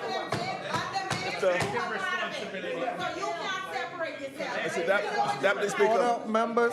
Mr. Deputy Speaker. Mr. Deputy Speaker. All I'm going to say is that they had an opportunity. They had the opportunity to do the energy reform. At that time, they were able to. They could have done it the way they wanted to do it. We have decided that this is what is best for the Bahamian people, and the Bahamian people will see the benefit of that in due course. This is what we decided as a government that is the best for the Bahamian people. We are satisfied that what we have done is in the best interest of the Bahamian people, and the Bahamian people will see it. They're feeling it now. They're showing it now. They are feeling it now. Over 100 and how many persons? Over 58,000 $125 to the states, and it's going to continue. You see, you guys speak to them, and I don't need to. You have the opportunity to go. See, I speak to go there and speak to Bahamian people. They don't have to speak to them in here. All I'm saying is, we chose it this way, and what we have arrived at is in the best interest of the Bahamian people to avoid what was a catastrophe that was looming right the next day in front of us. Yes. Mr. Deputy, as I transition to other areas of national interest relative to the financial services sector, I only transition by saying this, Mr. Deputy. I only transition by saying this, that the Prime Minister is famous now for entering into arrangements without competitive bidding that does not make sufficient provision for ordinary Bahamians to buy into, particularly where our patrimony, where our assets, intangible and tangible, are being utilized. And we are elected to make sure that the vast majority of Bahamians have an opportunity to benefit from the land of their birth. That's the central issue. And the question is, why have they not provided us with the details? And so for all the talks about the documents they will lay, I want the Bahamian people to know this. Remember, they came in here before to talk about BPL and its transformation. When they came the last time, they said the deal was done. And now they have to bring more documents so that the Pike deal that was done then to be done again. So we look forward to more documents because there is a moving goalpost with the Minister of Energy, aided and abetted by the member for Cat Island. We will implement stronger anti-corruption laws, ensure transparency in government contracts, and hold officials accountable for financial management. The PLP has taken advantage of the system, in our view, not to benefit Bahamians in general, but to benefit some Bahamians. There's one rule for the Progressive Liberal Party, and there is a different rule for everyone else. Mr. Deputy, economic progress must be built on a foundation of good governance and accountability. By strengthening our financial regulations and ensuring compliance with international best practices, we in the F&M will open doors for greater investment, increased job opportunities, and long-term economic stability. The F&M is committed to improving the ease of doing business in the Bahamas. We recognize that both local and international investors face unnecessary frustrations due to excessive bureaucracy, inconsistent regulations, and outdated systems. In government, we will implement sweeping reforms to streamline business registration. We'll end that nonsense of paying this year on your business license and having to estimate next year, and you got to pay on that too. Not every company needs an audit, a full audit. Some can make it with a review. And it does not make the government's revenue collection any worse off for it. We will reverse that as well. We will cut the red tape and make it easier for entrepreneurs to launch and grow their businesses without unnecessary delays. And of course, we will reverse the 10% placed on the yachting industry that has driven at least 49% of that business south of us. Turks and Caicos Island must have sent the Bahamian government a thank you card. St. Martin, though, they must have sent us a thank you card for driving up their revenue generation from an industry that bad policies have practically killed. And one key to ensuring a better ease of business is digitization. We implore this government to move with a greater sense of urgency in making this happen. And we commit that we'll modernize government services by introducing a comprehensive e-governance system that allows businesses to register, file taxes, and obtain necessary approvals online. This will not only improve efficiency, but also reduce opportunities for corruption by minimizing some of the face-to-face interactions that allow for bribery and favoritism. Leadership is about making decisions that improve people's lives. That's what we're here for. It's nothing personal. We seek not to impugn the character of anyone, but we're going to fight for the majority of Bahamians. That's what we do. And unfortunately, the party that historically loved to associate itself with the poor is doing a poor job demonstrating that. And so, Mr. Deputy, I wish to raise, Mr. Deputy, a very critical issue. When we were last in this House, there was a lot of election talk. One of the concerns we have about all this election talk is, if I did not hear incorrectly, and I stand to be corrected, the member for Freetown made a point in the media that no local or international vendor has been retained to do any work for parliamentary registration with respect to helping the country prepare for the upcoming election. If I'm correct about what I heard, I find that rather strange, because I am confident that the member for Bain and Grantstown, who's here, maybe in the smoker's room, somebody should get him. One of the things he said is that we are in the process of revamping, transforming, updating the parliamentary registration system, and we have retained a company. Now, this is interesting. So I believe it was on March 6th, in his midterm budget speech, he made the point that a company has been retained.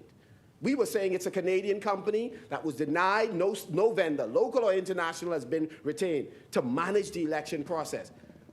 But I am certain I heard not only the member for Bain and Grantstown, but quite possibly the member for Southern Shores. Not me. No? So I want to ask the member for Cat Island. I want to ask the member for Cat Island. You're waiting. I want to ask the member for Cat Island, is it correct that a company has been retained? And why are two members of the same team saying something differently about the parliamentary registration system? It worries us. It worries us that the government has hired a company and are revamping the parliamentary registration department. And it worries us because this is being done at a time where they just fired or transferred the parliamentary registrar, the young man, the young man who was in charge of organizing the elections. And we hope that it's for some legitimate reason. And so the member for Freetown is here. I'm putting the question. You made the statement that no company has been retained. The member for Bain and Grantstown on the 6th of March asserts that the government did, in fact, retain a company. What are the facts? Okay. So we are concerned. We are concerned that the government, without providing information for the general public, has retained a company to work with them, not with the people of the Bahamas, because the opposition should have been consulted on a matter as grave, as significant as this. It's no way the government should unilaterally, in tampering with the parliamentary registration system, not engage in a public education campaign and talk with the opposition with respect to what they are doing by hiring any vendors. And so according to the Hansard of March 6th, in the midterm budget, the member for Bain and Grantstown indicated that in fact, that a vendor was retained. I'm sorry that the member for Fox Hill is not present. Once again, the member for Fox Hill is going on and on about the poor service experienced by many Bahamians when dealing with banks. I only want to say to the member for Fox Hill that you and your colleagues are the nation's executive now. You are in the chair. You all can do and should do something about it. Stop wringing your hands and barking at the moon when talking about your concerns about the fees that banks charge and the services about banks. You and the Prime Minister need to, again, put your head while you're in cabinet, because certainly you must be speaking for the cabinet of the Bahamas that you have a concern with the banking sector and you want to see improvements. Well, you have an opportunity. Because you are in the chair. You should go out and fix it. The Bahamian people did not elect you to complain about the problems. You were elected to face the issues and come up with a comprehensive plan. We have offered a list of recommendations on what we believe ought to happen in the banking sector. We encourage the cabinet to take that and incorporate it in your deliberations so that we could, in fact, have an impact on the quality of service and the fees that Bahamians are presently experiencing. And so, as I take my seat, Mr. Deputy, I once again challenge the Prime Minister to let us dedicate a day in this House to extend that time from 30 minutes so that our colleagues can speak liberally on this subject of the privatization of our BPL, so that we are able to unpack and help the Bahamian people understand what is a very complex arrangement. And once again, we call on the Prime Minister to conclude the investigation on the Bahamas mooring deal and reveal the results. Discontinue telling us, stop telling us that one over, because it is not over. We'll continue to raise that issue. We call on the Minister of National Security to again be transparent in the investigations surrounding a number of matters involving a small group of law enforcement agents. We believe the vast majority of the law enforcement agents in this country deserve to have the cloud that has been hung over our collective heads removed. And a fulsome commission of inquiry would help us to accomplish that. Why is this government on every conceivable subject afraid to have a select committee or a commission of inquiry, whether it's FTX, whether it's immigration, whether it's the matters concerning law enforcement or the lack thereof? This administration is not prepared to be transparent. We challenge you to step up to the plate and let's call the commissions of inquiry.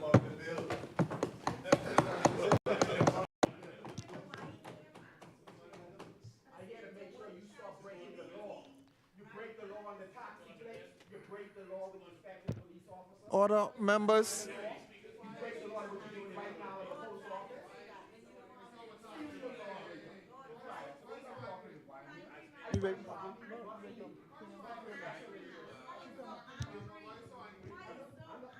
As many?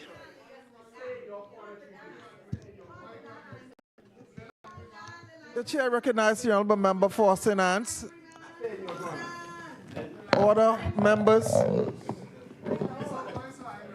you're outraged, you're out of touch. If you're not outraged at what's happening to the Bahamian people, you're out of touch. That's what happened.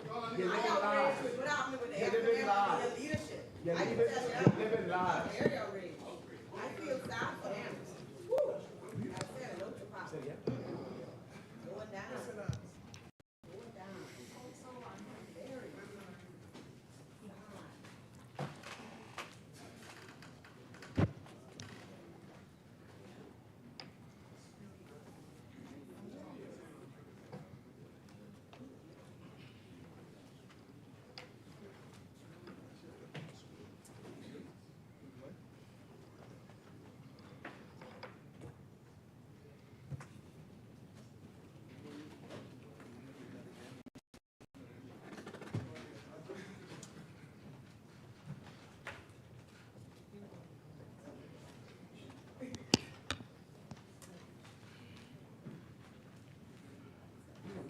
Good morning, Asmini. The chair recognizes the honourable member for St. Anne. Good morning, Madam Speaker. I'm honored that you have taken the seat as I begin my contribution to today's debate. I'm honored too. I truly feel so special, so special, so special. Now, And what do you know about that? Madam Speaker, I sit down in my chair and I wait my opportunity. I'm prepared to stand up, if need be, to defend one of my opposition colleagues or defend the Bahamian people. But as I'm sitting down, I normally have my head looking down into my drawer because I'm preparing or doing some research in preparation for the debate. But what caught my eye today was the sneakers and stilettos of this government administration, Madam Speaker. I'm even looking at Gucci shoes, look like they're leaving the room right now. So we got some members wearing sneakers, we got some members wearing stilettos, and we got some members wearing Gucci shoes. That's what this government is about, sneakers and stilettos, Madam Speaker. When they're not wearing speakers, they're sneaking things, Madam Speaker, with these secret confidential deals. They have taken a disregard, Madam Speaker, for the Bahamian people by believing that because they were elected, they can do as they please. I'm going to do it my way. We're in charge. That's the general response you get whenever a tough question gets put to certain members, senior members of this government, out in public places, normally outside of a conference when they're getting pressed by the press. Madam Speaker, they view it that this is their 5 years. They're going to do the deals that they want. They're going to sign deals in secrecy, and they're going to keep details of those deals that the public wants in secrecy. That's already been raised today in debate, Madam Speaker. This is a government of sneakers and stilettos. The chair recognizes the honourable member for Yamacraw. Beside the obsession with what people wear from the other side, it's improper for the member to impute the character of any member on the side about secrecy, and the tone and the imputations that are coming from him is very unparliamentary, and it's improper, and he should pull that back, Madam Speaker. It's out of order. Yeah. I don't appreciate Yamacraw making any suggestion I should pull something back in this House, Madam Speaker. It seems that every time I'm on my feet, the good member from Yamacraw thinks he needs to get on his feet as well. Now, if his government has confidence in him, they might make him a minister, not a minister of state. If they have confidence in him, Madam Speaker, they may have him speaking at most debate. But unless he's assigned to speak, Madam Speaker, then he should stay where he needs to be while I'm speaking, and that is on his seat while I'm on my feet. The chair recognizes the honourable member for Yamacraw. Mr. Speaker, the member again is becoming very personal, and I've warned the members again. I've warned them before about personal attacks, because there's nothing that can be personally said of this member for Yamacraw that can really rub me the wrong way. But every time the member is out of order and on his feet, I think there's a duty for anyone in this House to stand on the rules of the House and to point out on a point of order. So it doesn't provide for commentary afterwards, and the Speaker ultimately decides if it's a point of order. But I have nothing personal against the member for St. Anne's, and I would hope that he has nothing personal against me. So I would ask him to refrain, because again, I can go down the road of personal attacks on that side. You all don't want to go there. I could do that all day. But this is the House. Thank you very much. Thank you, honourable member.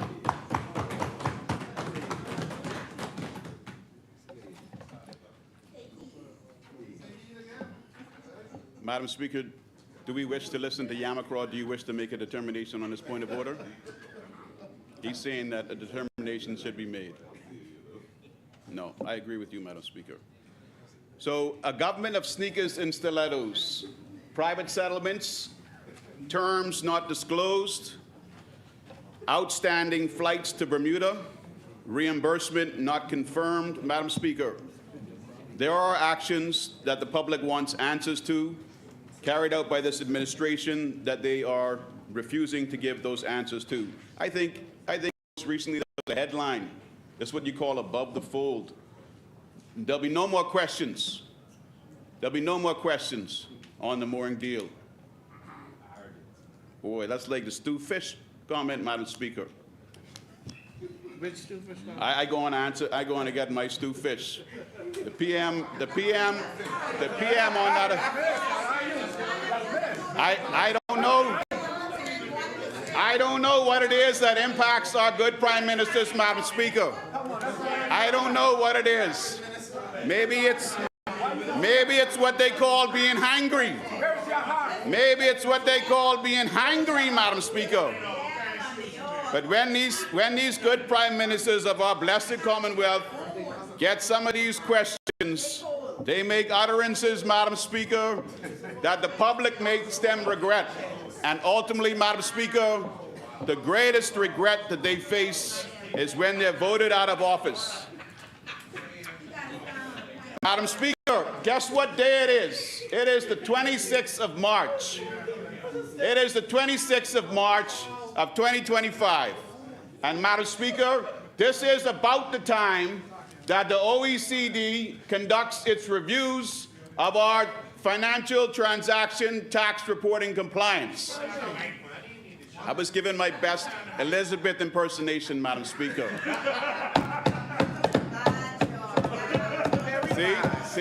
See?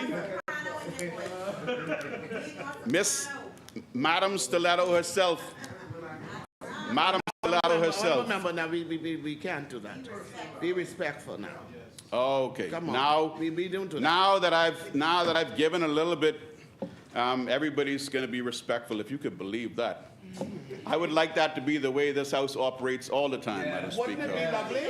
Wouldn't it be lovely? In this house.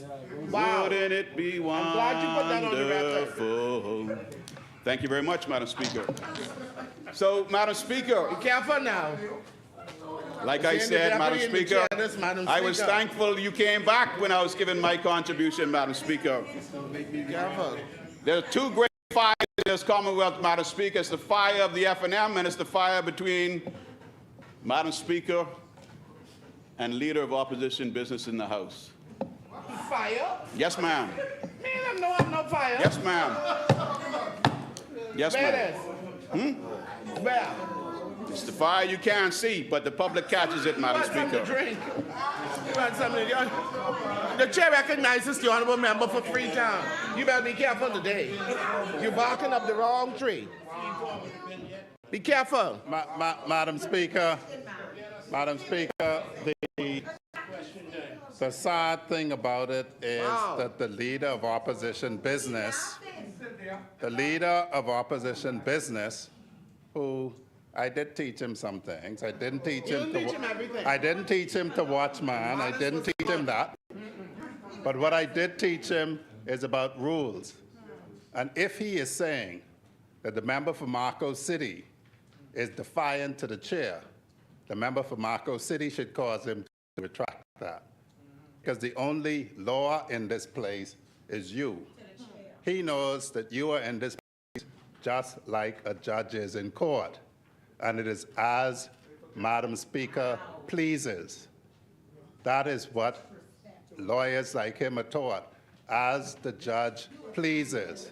The fact that Marco City would be defiant to the chair does not speak about the chair, but would speak about Marco City. I don't agree, Madam Speaker, with all of your rulings, but it is as you please, because you are in charge. That's right. If it were up to me, Madam Speaker, all of the irrelevancies that they speak would not be permitted. And so I would invite St. Anne's to withdraw that statement, which is really a condemnation of Marco City and not the chair. Madam Speaker, before you make a decision, I'm not sure what Freetown is speaking about. I said there is a fire, the fire between yourself and myself, Madam Speaker, and all of a sudden he's talking about Marco City. You said Marco City. No, I never mentioned Marco City. Never mentioned Marco City.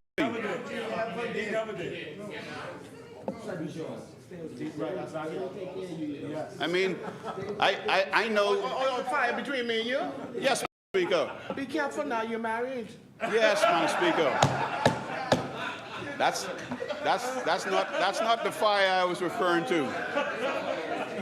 That's not the fire I was. That may be the greatest fire, Madam Speaker. That may be the greatest fire. There'll be an explosion. So, Madam Speaker, as I continue, I don't know if the clock has been started, but as I continue, so we're in the month of March. Next month is April. That's usually the date that the OECD reviews our financial transaction and tax compliance status. So imagine that if it is April, that they'll be doing a review, that we're just getting to this now. I mean, when did we find out that we needed this legislation, this bill to pass? This is a recently tabled bill. So it seems, again, that we're moving without proper preparation and acting in the last minute. Now, when we go around the world telling persons, and what we did tell persons when we went around the world, I know the good member for Cat Island, Rumkey, and San Salvador said he spoke about putting knees on necks. In fact, he said, do not put your economic feet when he was at the preliminary session, Madam Speaker. So he didn't quite go complete George Floyd on that reference. He did speak about feet on necks, Madam Speaker. Now, the good member for Fort Charlotte stood up and said, now listen, people are watching us here in the Honorable House of Assembly, especially on this debate, so we need to be careful of what we talk about. Well, be careful when you go around the world about what you talk about. Be careful when you act in your own country about the way you act. Don't just say, opposition, muzzle yourself in the House because you're going to say something, you're going to call us out. Conduct yourself decently in your daily life, whether you're in the Bahamas or whether you're away, Madam Speaker. Then we won't have anything to say negative about the way you've behaved. Thank you very much, Madam Speaker. So we're looking at this automatic exchange of financial account information Amendment Bill 2025. It's amending a couple of things, some very obvious things like the use and the notice that's to be given shall be given in writing. How did we miss that before? How is it that just now we're realizing that we're not going to simply have the draft to say issue guidelines, but issue CRS guidelines? These are minor things, but the fact that it's come before the House, Madam Speaker, tells me that these are major things. And if they're major things to the international bodies and we're paying attention to it, why again have we left it to the last minute and we're just doing it now? I recall the last time we debated financial legislation like this, we came in 1 week for debate, and then about 2 weeks later there was more legislation that needed to be debated just so we could stay within the good lines of the OECD and others. Madam Speaker, we went on the OECD gray or black list as a OECD being the Organization for Economic Cooperation and Development. We went on their list as a non-cooperative jurisdiction for tax purposes in October of 2022. That's when we went on their list, Madam Speaker, and we came off their list in February 26th of 2024.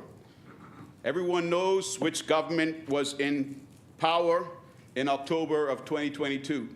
That's not even October of 2021. We know which government was on there in October 2022, and it took until February 2024 to come off the list. Now, what struck me as it does in every case where there's a big contract by this government is who is benefiting from that contract, Madam Speaker. To me, as a bystander, Madam Speaker, of course I'm not privy to the details of the information on the entities. The entity providing the software when the last administration left office was removed, discontinued, and a new entity providing the software that eventually in 2024, February 26th of 2024, got us off the blacklist, was an entirely new entity. Who are the owners of that entity? That's what I would like to know. And why did it take 2 years for this government in office now to get us off the blacklist? That's the longest, Madam Speaker, that the Bahamas has ever been on the EU list of non-cooperative jurisdictions for tax purposes. The longest period.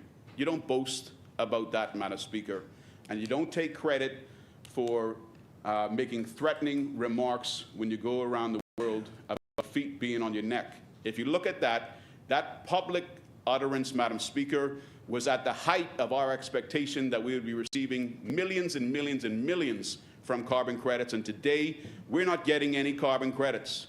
None of that money has come our way. We actually been told today in communication by a minister that we are going to be entering into a new phase of emission reduction incentives.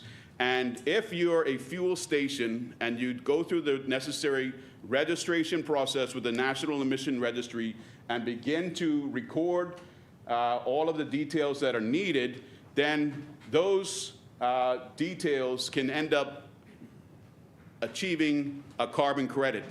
So we went from getting millions, expecting to get millions of our grass seabeds in carbon credits, to now saying we're going to get carbon credits by the way we squeeze the pump at the station. Auto-rise on 10, Madam Speaker, everybody knows about auto-rise on 10 or auto-rise on 5. Now we're going to believe that the millions are going to come from every cent we get out of the fuel pump, Madam Speaker. This administration has gone around the world and conducted themselves in a certain way. This administration has conducted itself in a certain way that the leader for the opposition, Member Marco City, has raised already in his contribution. And that is what paints the picture. That is what impacts the economic development of our country right now, Madam Speaker. And that is why we find, in my opinion, our conduct and our behavior causes entities like the AfriXM Bank, Madam Speaker, not to choose our jurisdiction as its head base.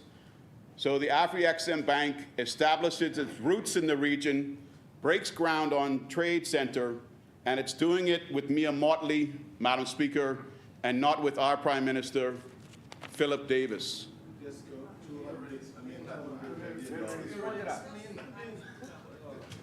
The chair recognizes the honourable member for Pine Ridge.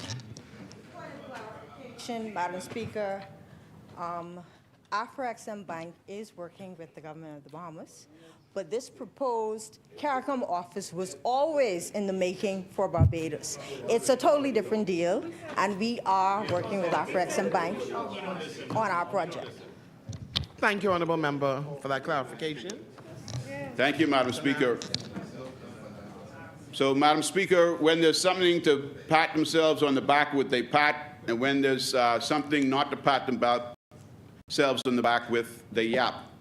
And Madam Speaker, I heard a lot of unison in the member for Pine Ridge's defense just then. It's a separate deal.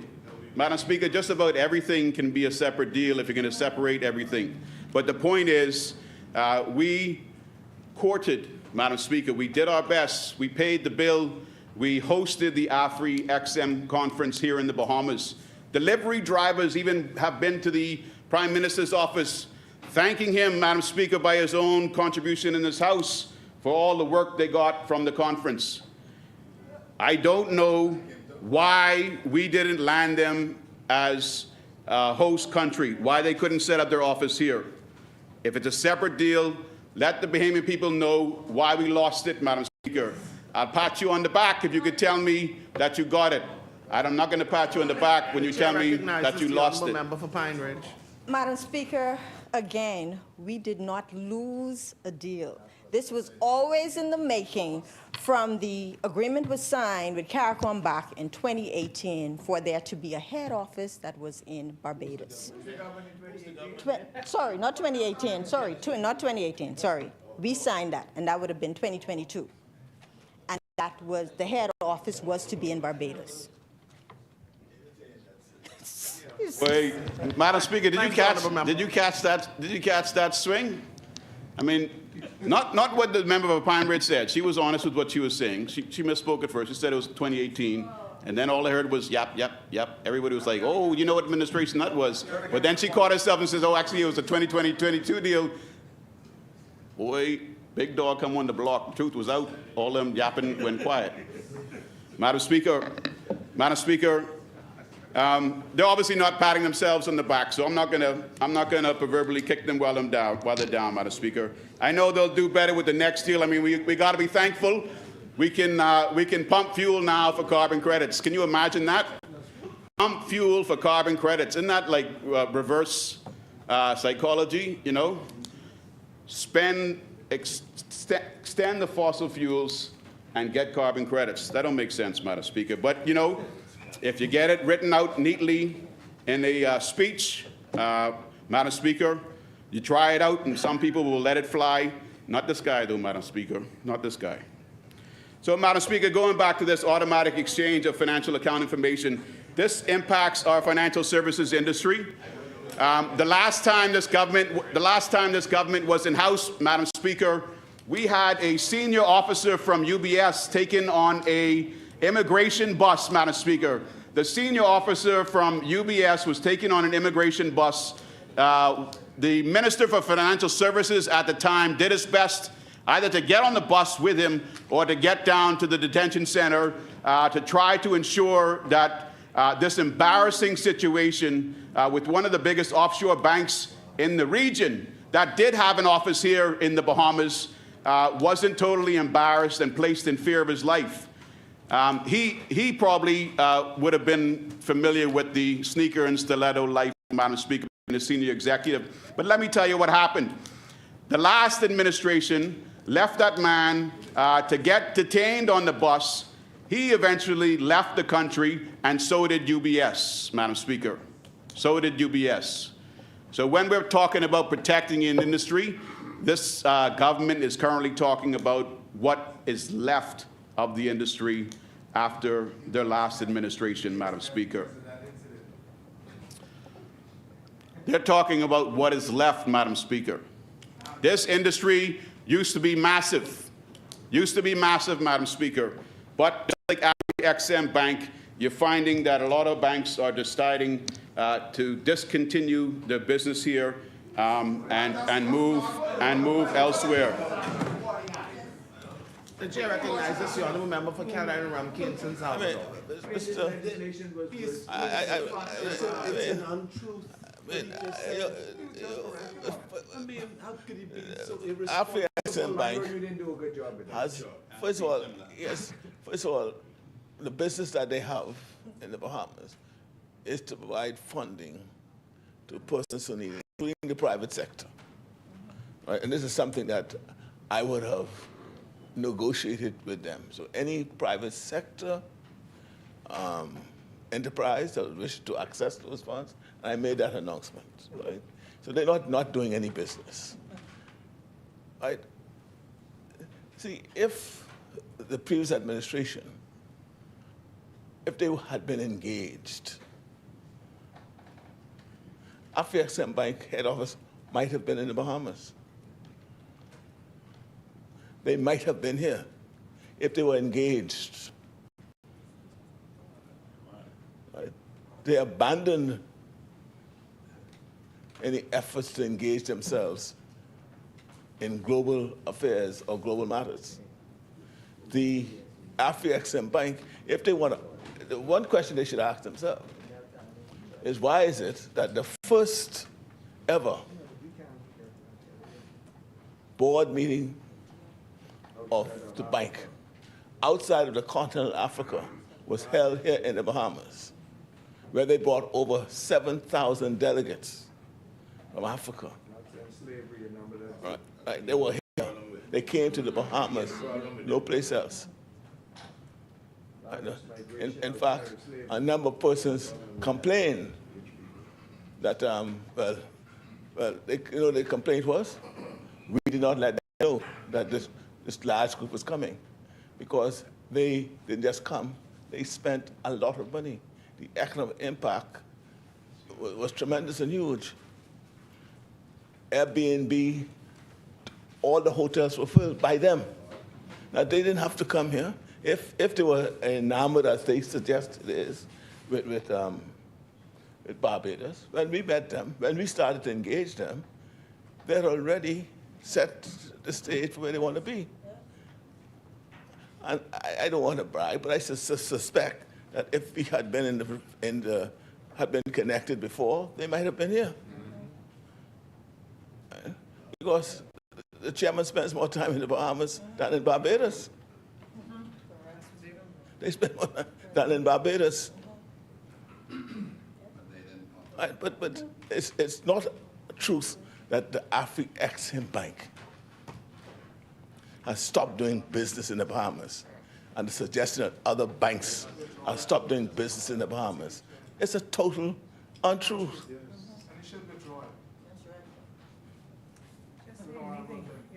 You know? He looked at a fellow in Batman. What's the fellow in Batman name? What is it? Joker. You don't know the Joker? You know? When you talk about it, I said it to you. When I talk about the Joker, you know the Joker. You and I never had a discussion about the Joker. Yeah, no.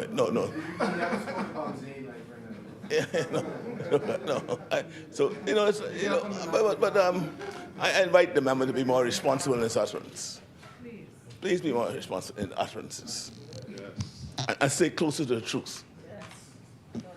Thank you, honourable member. Madam Speaker, I'm glad that I've already impacted the member for Cat Island with his request that we stay close to the truth, Madam Speaker. The truth also, Madam Speaker, is that this administration still has us on the blacklist for the Netherlands, as well as the blacklist for France, Madam Speaker. So while we focus on jumping through the occasional hoop for the OECD and the European Union, if we truly want to build our financial services sector, let's not ignore nations whose citizens may have financial assets in this country. Let's try to remain off of all listings, Madam Speaker, that could negatively impact our financial services industry. Let's build the Bahamas back, Madam Speaker, to its financial service status that it once held, that rivaled even in the captive insurance industry, Bermuda. We actually acted in such a way that we birthed the captive insurance industry in Bermuda, Madam Speaker. Of all the industries that we do have, the financial service sector still is seen as our second largest industry, and we should give them the benefit and the support, Madam Speaker, through policies, through initiatives, and through ways of attracting those offshore entities back to the Bahamas, a primary focus. I agree with statements made that we have some of the best experts in the industry in this region, and we'll continue to have those experts. Let's ensure that the generations that come after them are going to have as large, preferably an even larger financial services industry for the next generation and generations after that to continue to participate in. Now, I don't know, Madam Speaker, why the Attorney General has to be the one negotiating in the United Nations. I'm not sure what the expectation is. We didn't really hear what the end result will be. I know the intent is that there'll be some agreement that the United Nations will become the tax regulator, Madam Speaker. But is that a reality? Are we not applying to submit ourselves to another tax regulatory body? In that, is it the expectation that the UN efforts will remove the European Union's blacklisting, will remove France's blacklisting, will remove the Netherlands' ability to blacklist? If that's not the case, all we're doing is petitioning, arguing, pleading to get onto another regulatory body's review list. And I don't see, Madam Speaker, how that will be beneficial to what is an already excessive amount of regulatory, bureaucratic, and red tape that impacts the ease of doing business in the Bahamas, Madam Speaker. All of these concerns are connected. The chair recognizes the honourable member for Freetown. I had recalled the Attorney General and there being express announcements about it. He made the case as to what was oppressive about the regimes, and what was sought was that the person who should police competition amongst jurisdictions should be the UN, not individual ad hoc bodies. That's what was represented, and that's what we're on the way to, hopefully. Thank you, honourable member.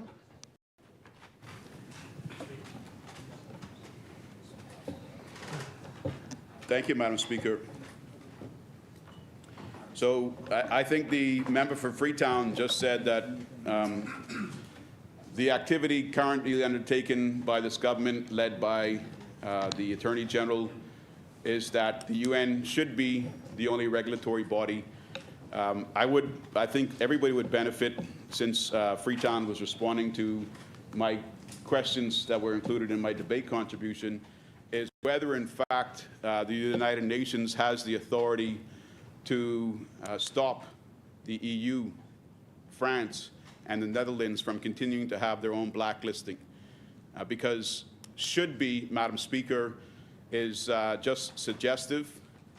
It's not going to end with a decision, arguably, that is one way or the other, because we can't get an answer from Freetown that it will either be UN, if that's where the vote goes, or it'll be the UN plus everybody if the law doesn't restrict the European Union, the Netherlands, and France from continuing to have their own blacklisting. Should I sit? So it doesn't appear as though there's an answer on that point, Madam Speaker. So we're spending a lot of time. We're spending a lot of time in New York, probably are impacting an already high travel budget. We're getting a lot of great photographs. We're letting the world know that we're here. I think at least some people we know in our own country that we're there. I don't know if anybody else has really recognized or been concerned about the fact that we're there. And it's clear now from the intervention from Freetown that they're optimistic, but there's no conclusive position that we'll find ourselves in if the United Nations decides one way or the other. Great photos, though, Madam Speaker. I think so. Great photos. A lot of money getting spent, Madam Speaker. And it may just mean that we end up on an additional regulatory body list rather than being only on one. So instead of being on 7, we may end up on 8, Madam Speaker. Everybody knows the rules, Madam Speaker. Everybody knows the rules, right? We get 30 minutes for debate. No one should complain about that, Madam Speaker. I mean, member for Freetown stood up and, he tried to set, what did he say? He tried to set the, not the template, he maybe tried to set the track, no, not the precedent. He said he was trying to set something, but I know Freetown saves all of his contribution for the closing.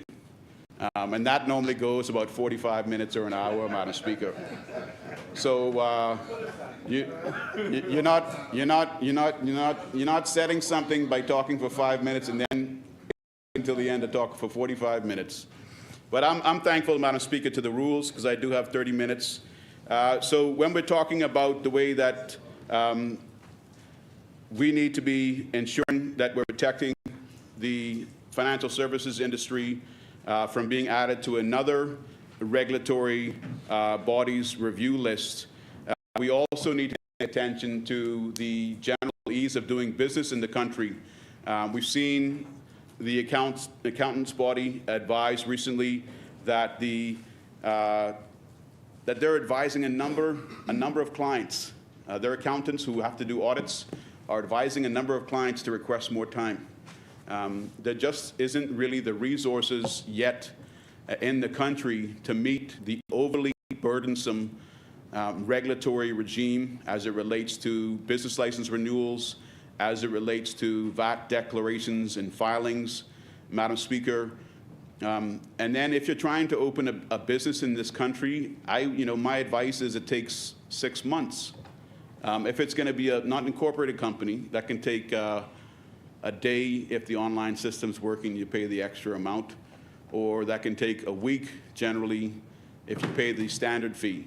But in terms of opening a business, getting it licensed, having the inspections from the different government agencies completed, getting your business license back so you can actually begin trade, I would estimate that takes about 6 months, Madam Speaker, and that's far too long. And when you look at what's going on with account openings, you have You have a central bank report in the country saying that it takes 2 weeks. You have different members of the public saying it takes 6 weeks or even longer. We have reasons being that there's so many people applying for new bank accounts, Madam Speaker. There's just a lot that can be addressed, in my opinion, if there is better collaboration from the government and better policies. We all seem to be reporting, Madam Speaker, we all seem to be reporting on the findings. And simply reacting to the findings without actually trying to do anything to correct them will only mean that we'll wait another year and receive the same or similar report. So when we go through protecting the financial services industry, Madam Speaker, let's pay attention, one, to having these groups that regulatory bodies tell us we need to put in place, having them settled early in the review process and not at the beginning of a year. It may be, Madam Speaker, that if we didn't pass this legislation, that we would be placed on a blacklisting again. I haven't heard anybody really speak to the seriousness of this bill. It's been played down, Madam Speaker, and that's well and fair. But it may have meant that if we didn't pass this bill, we could have found ourselves blacklisted again, which when you're blacklisted, that can take you from one review period at minimum to the next review period. So we may have actually been blacklisted by the EU under this administration for the better part of 3 years and not just the 2 years that they've achieved through their worst record in history. So, Madam Speaker, also with the ease of doing business and business in general, the member for Freetown is likely aware, I'm very much aware, we have businesses that seem to be popping up without license. So that's another reality. You have persons that are waiting forever to get their license, and you have what appears to be vendors popping up all through the Montague Park without proper licenses. Some are setting up tents by the day, strapping them out like a fairground. Someone said the other day, like a flea market. You have one business that's believed to be licensed, but the license hasn't been displayed well enough for any members of the public to notice, that sells daiquiris and everything else. They've occupied a very significant section and large section of Montague Park. And then as you travel east, you've got a orange shack that's open some days, not open all days. You have a pink and green shack on the other side of the water and sewage building that's really now never open at all. And then just at the entrance, the most eastern entrance by the traffic light to Montague Park, you have a thatch and blue tarpaulin structure built within the branches of the almond tree there. And next to it, you have a little snack stall that's on a trailer with wheels, but that trailer stays there every day. Those shacks, which are or are not open majority of days, stay there every day. Vendor's license, Madam Speaker, if you have one, is meant to be present during the day and completely removed at nighttime. But Montague is now turning into what you see at Junkanoo Beach, Madam Speaker, and Montague was one of the few places that was meant to be for Bahamians and Bahamian families to enjoy. In addition to those shacks, you're seeing a proliferation of tour operators making use of the public dock there. It's a public dock. It's not a commercial dock. So when the vessels pull up, you have jitneys blocking the entrance to Montague Park. There at the traffic light, 2 or 3 jitneys will be there. You have taxis, livery cars parking on the sidewalks, Madam Speaker. And when is it that what is best for the public is going to be prioritized over those persons jumping into business, seizing whatever they want, wherever they want, for as long as they want, until those regulations that are in place are being enforced. There needs to be better improvement, I think, Madam Speaker, overall in the way business is conducted in the Bahamas. Ease it off so that people can get the licenses properly, and make sure that those that are operating are properly licensed and regulated, and remove them from non-commercial areas, Madam Speaker. There's also an issue in Montague Park with my last 15 seconds that the member for Mount Moriah is likely aware of, in addition to Freetown, and that's the proliferation of commercial signs, not just national event signs, but commercial signs. There used to be a little tag on the side of approved signs with the Parks and Beaches logo. That logo is no longer on the majority of those signs. Members of St. Anne's, I know members of Freetown and members of generally of the eastern area would like the signs to be removed from our beautiful scenic spaces. We don't need those obstructions looking at us, and I think it would be a coup for this current government if they in fact removed those signs and came up with a national policy on what is going to be private, reserved for the public, and what is going to be the areas that you can erect signs. Madam Speaker, I'll stay on my feet if there's any questions. I see Freetown and Southern Shores. They're piping up about something. Were there any questions? No. Okay. No questions on that, Madam Speaker. Thank you very much. The chair recognizes the honourable member for Freetown. Madam Speaker, I just don't want an inaccuracy to be left on the record. The OEC review is in July, not now.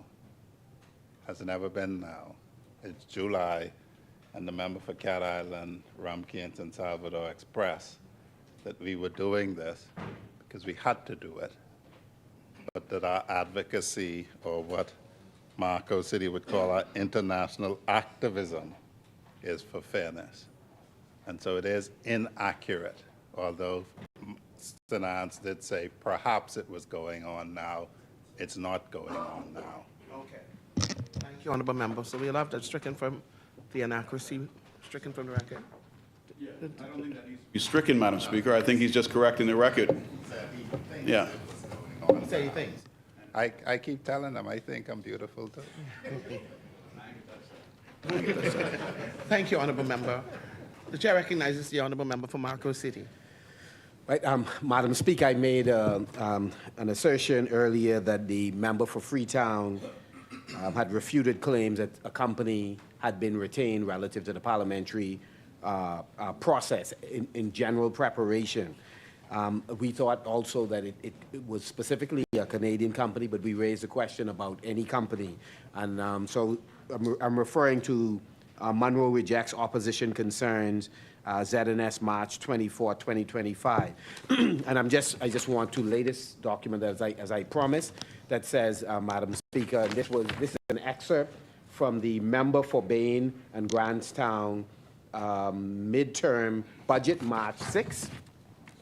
Additionally, Mr. Deputy, as indicated in the previous debate last year, this administration is seeking to replace the parliamentary registration system with a more modern solution and has engaged a vendor to facilitate the implementation. Development has commenced, and an official launch date will be announced by the Parliamentary Registration Department. This project is in keeping with the government's blueprint for change, as the current voter registration technology and software are old, archaic, and may pose some voter security challenges and concerns in the future. Mr. Deputy, in 2025, we are probably one of the only countries in the region still using a paper-based voter registration card that has no digital functionality behind it. Elections are within months, and it is proposed that the new voter registration system will be completed in time for the next general election. In 2027, this project was on the table. I think he made a mistake there, but it was shelved by the former administration and nothing was done. But this brave Davis-led administration is taking action and getting it done. So I'd like to lay this Thank you, honourable member. Order that the document be brought up.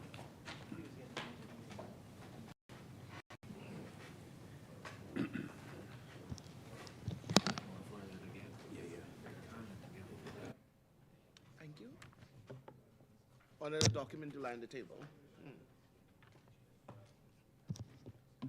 As many? The chair recognizes the honorable member for Central Grand Bahama. Speaker, That's it. I do stand here today, Madam Speaker, through the grace of God and the goodwill of people of Central Grand Bahama.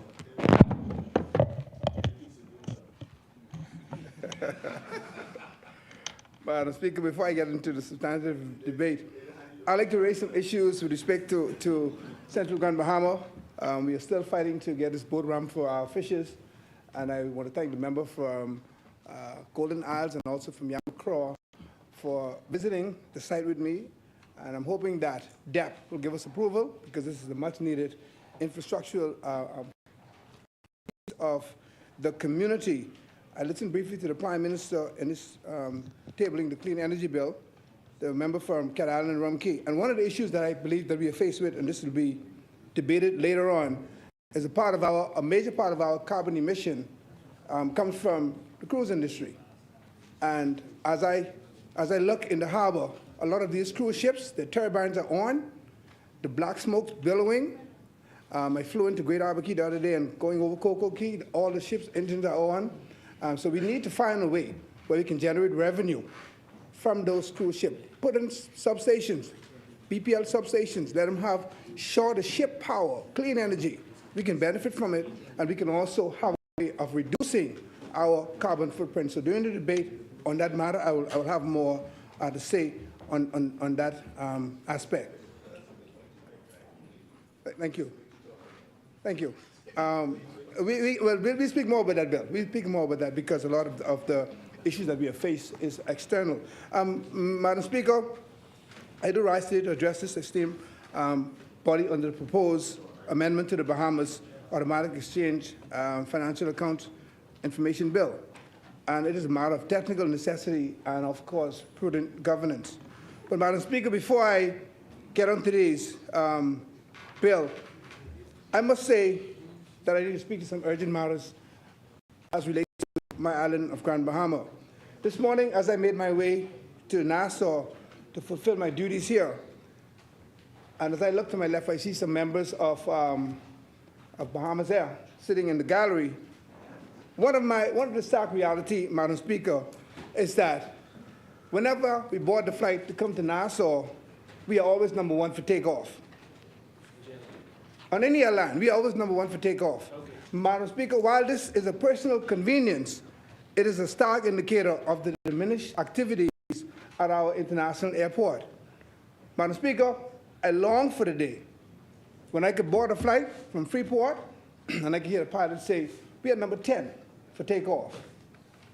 Or even when we're coming in, you have to circle because the queue line is so long, we have to wait our turn to land.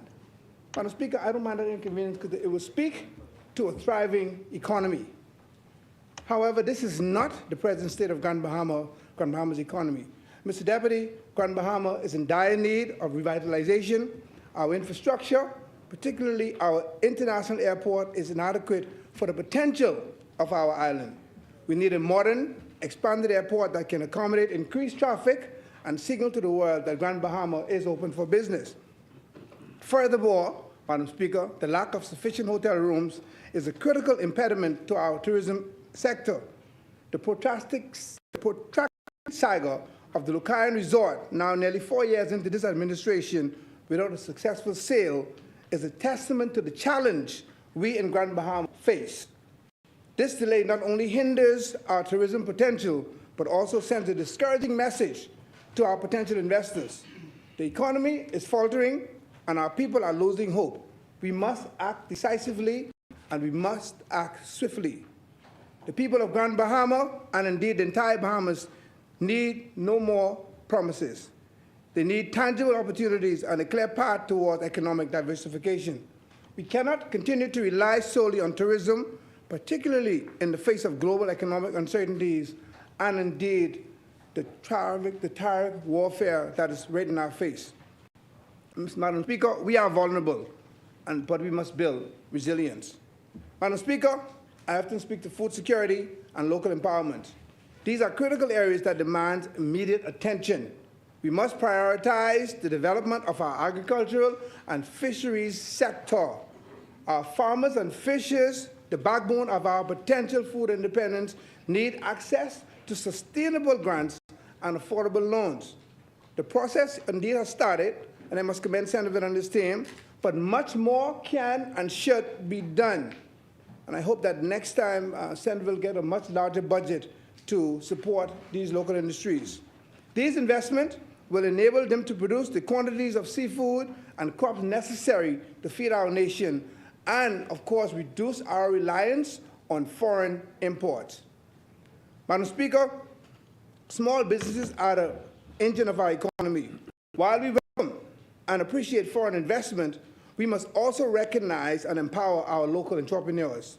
Small businesses are the engine of our economy.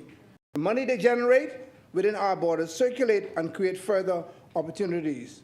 We must provide them with greater financial support, access to capital, and streamline regulatory processes. The ease of doing business is this albatross that is not going away. We must fix it, and we must fix it now. Yes, sir. Madam Speaker, now turning to the amendments before us. I promise to be brief.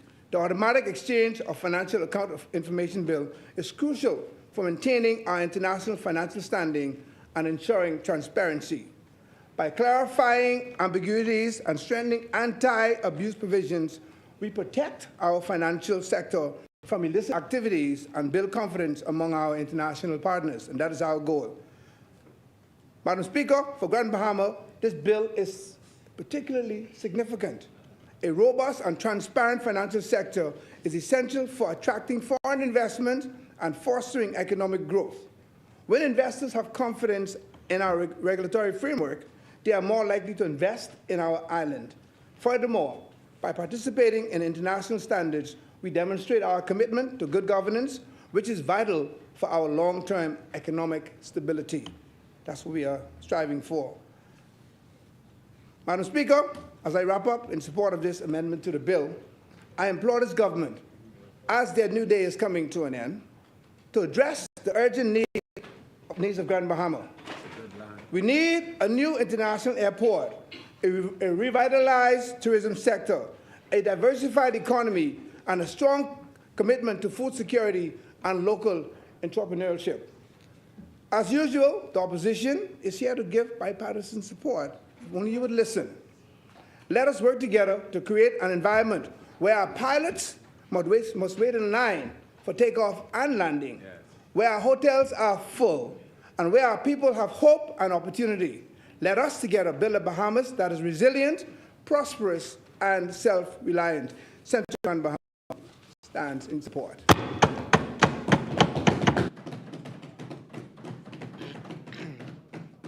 Thank you, Honourable Member. The Chair recognizes the Honourable Member. Madam Speaker, Central Grand Bahama shows that it can be done. It can be done. I would move now, Madam Speaker, that the House do suspend business to 3 p.m. this afternoon. Thank you, Honourable Members. It has been moved and seconded that the business of this House stands suspended until 3 p.m. As many are in favor, will remain seated. Those opposed will stand. The motion is carried. The business of this House stands suspended until 3 p.m. All right.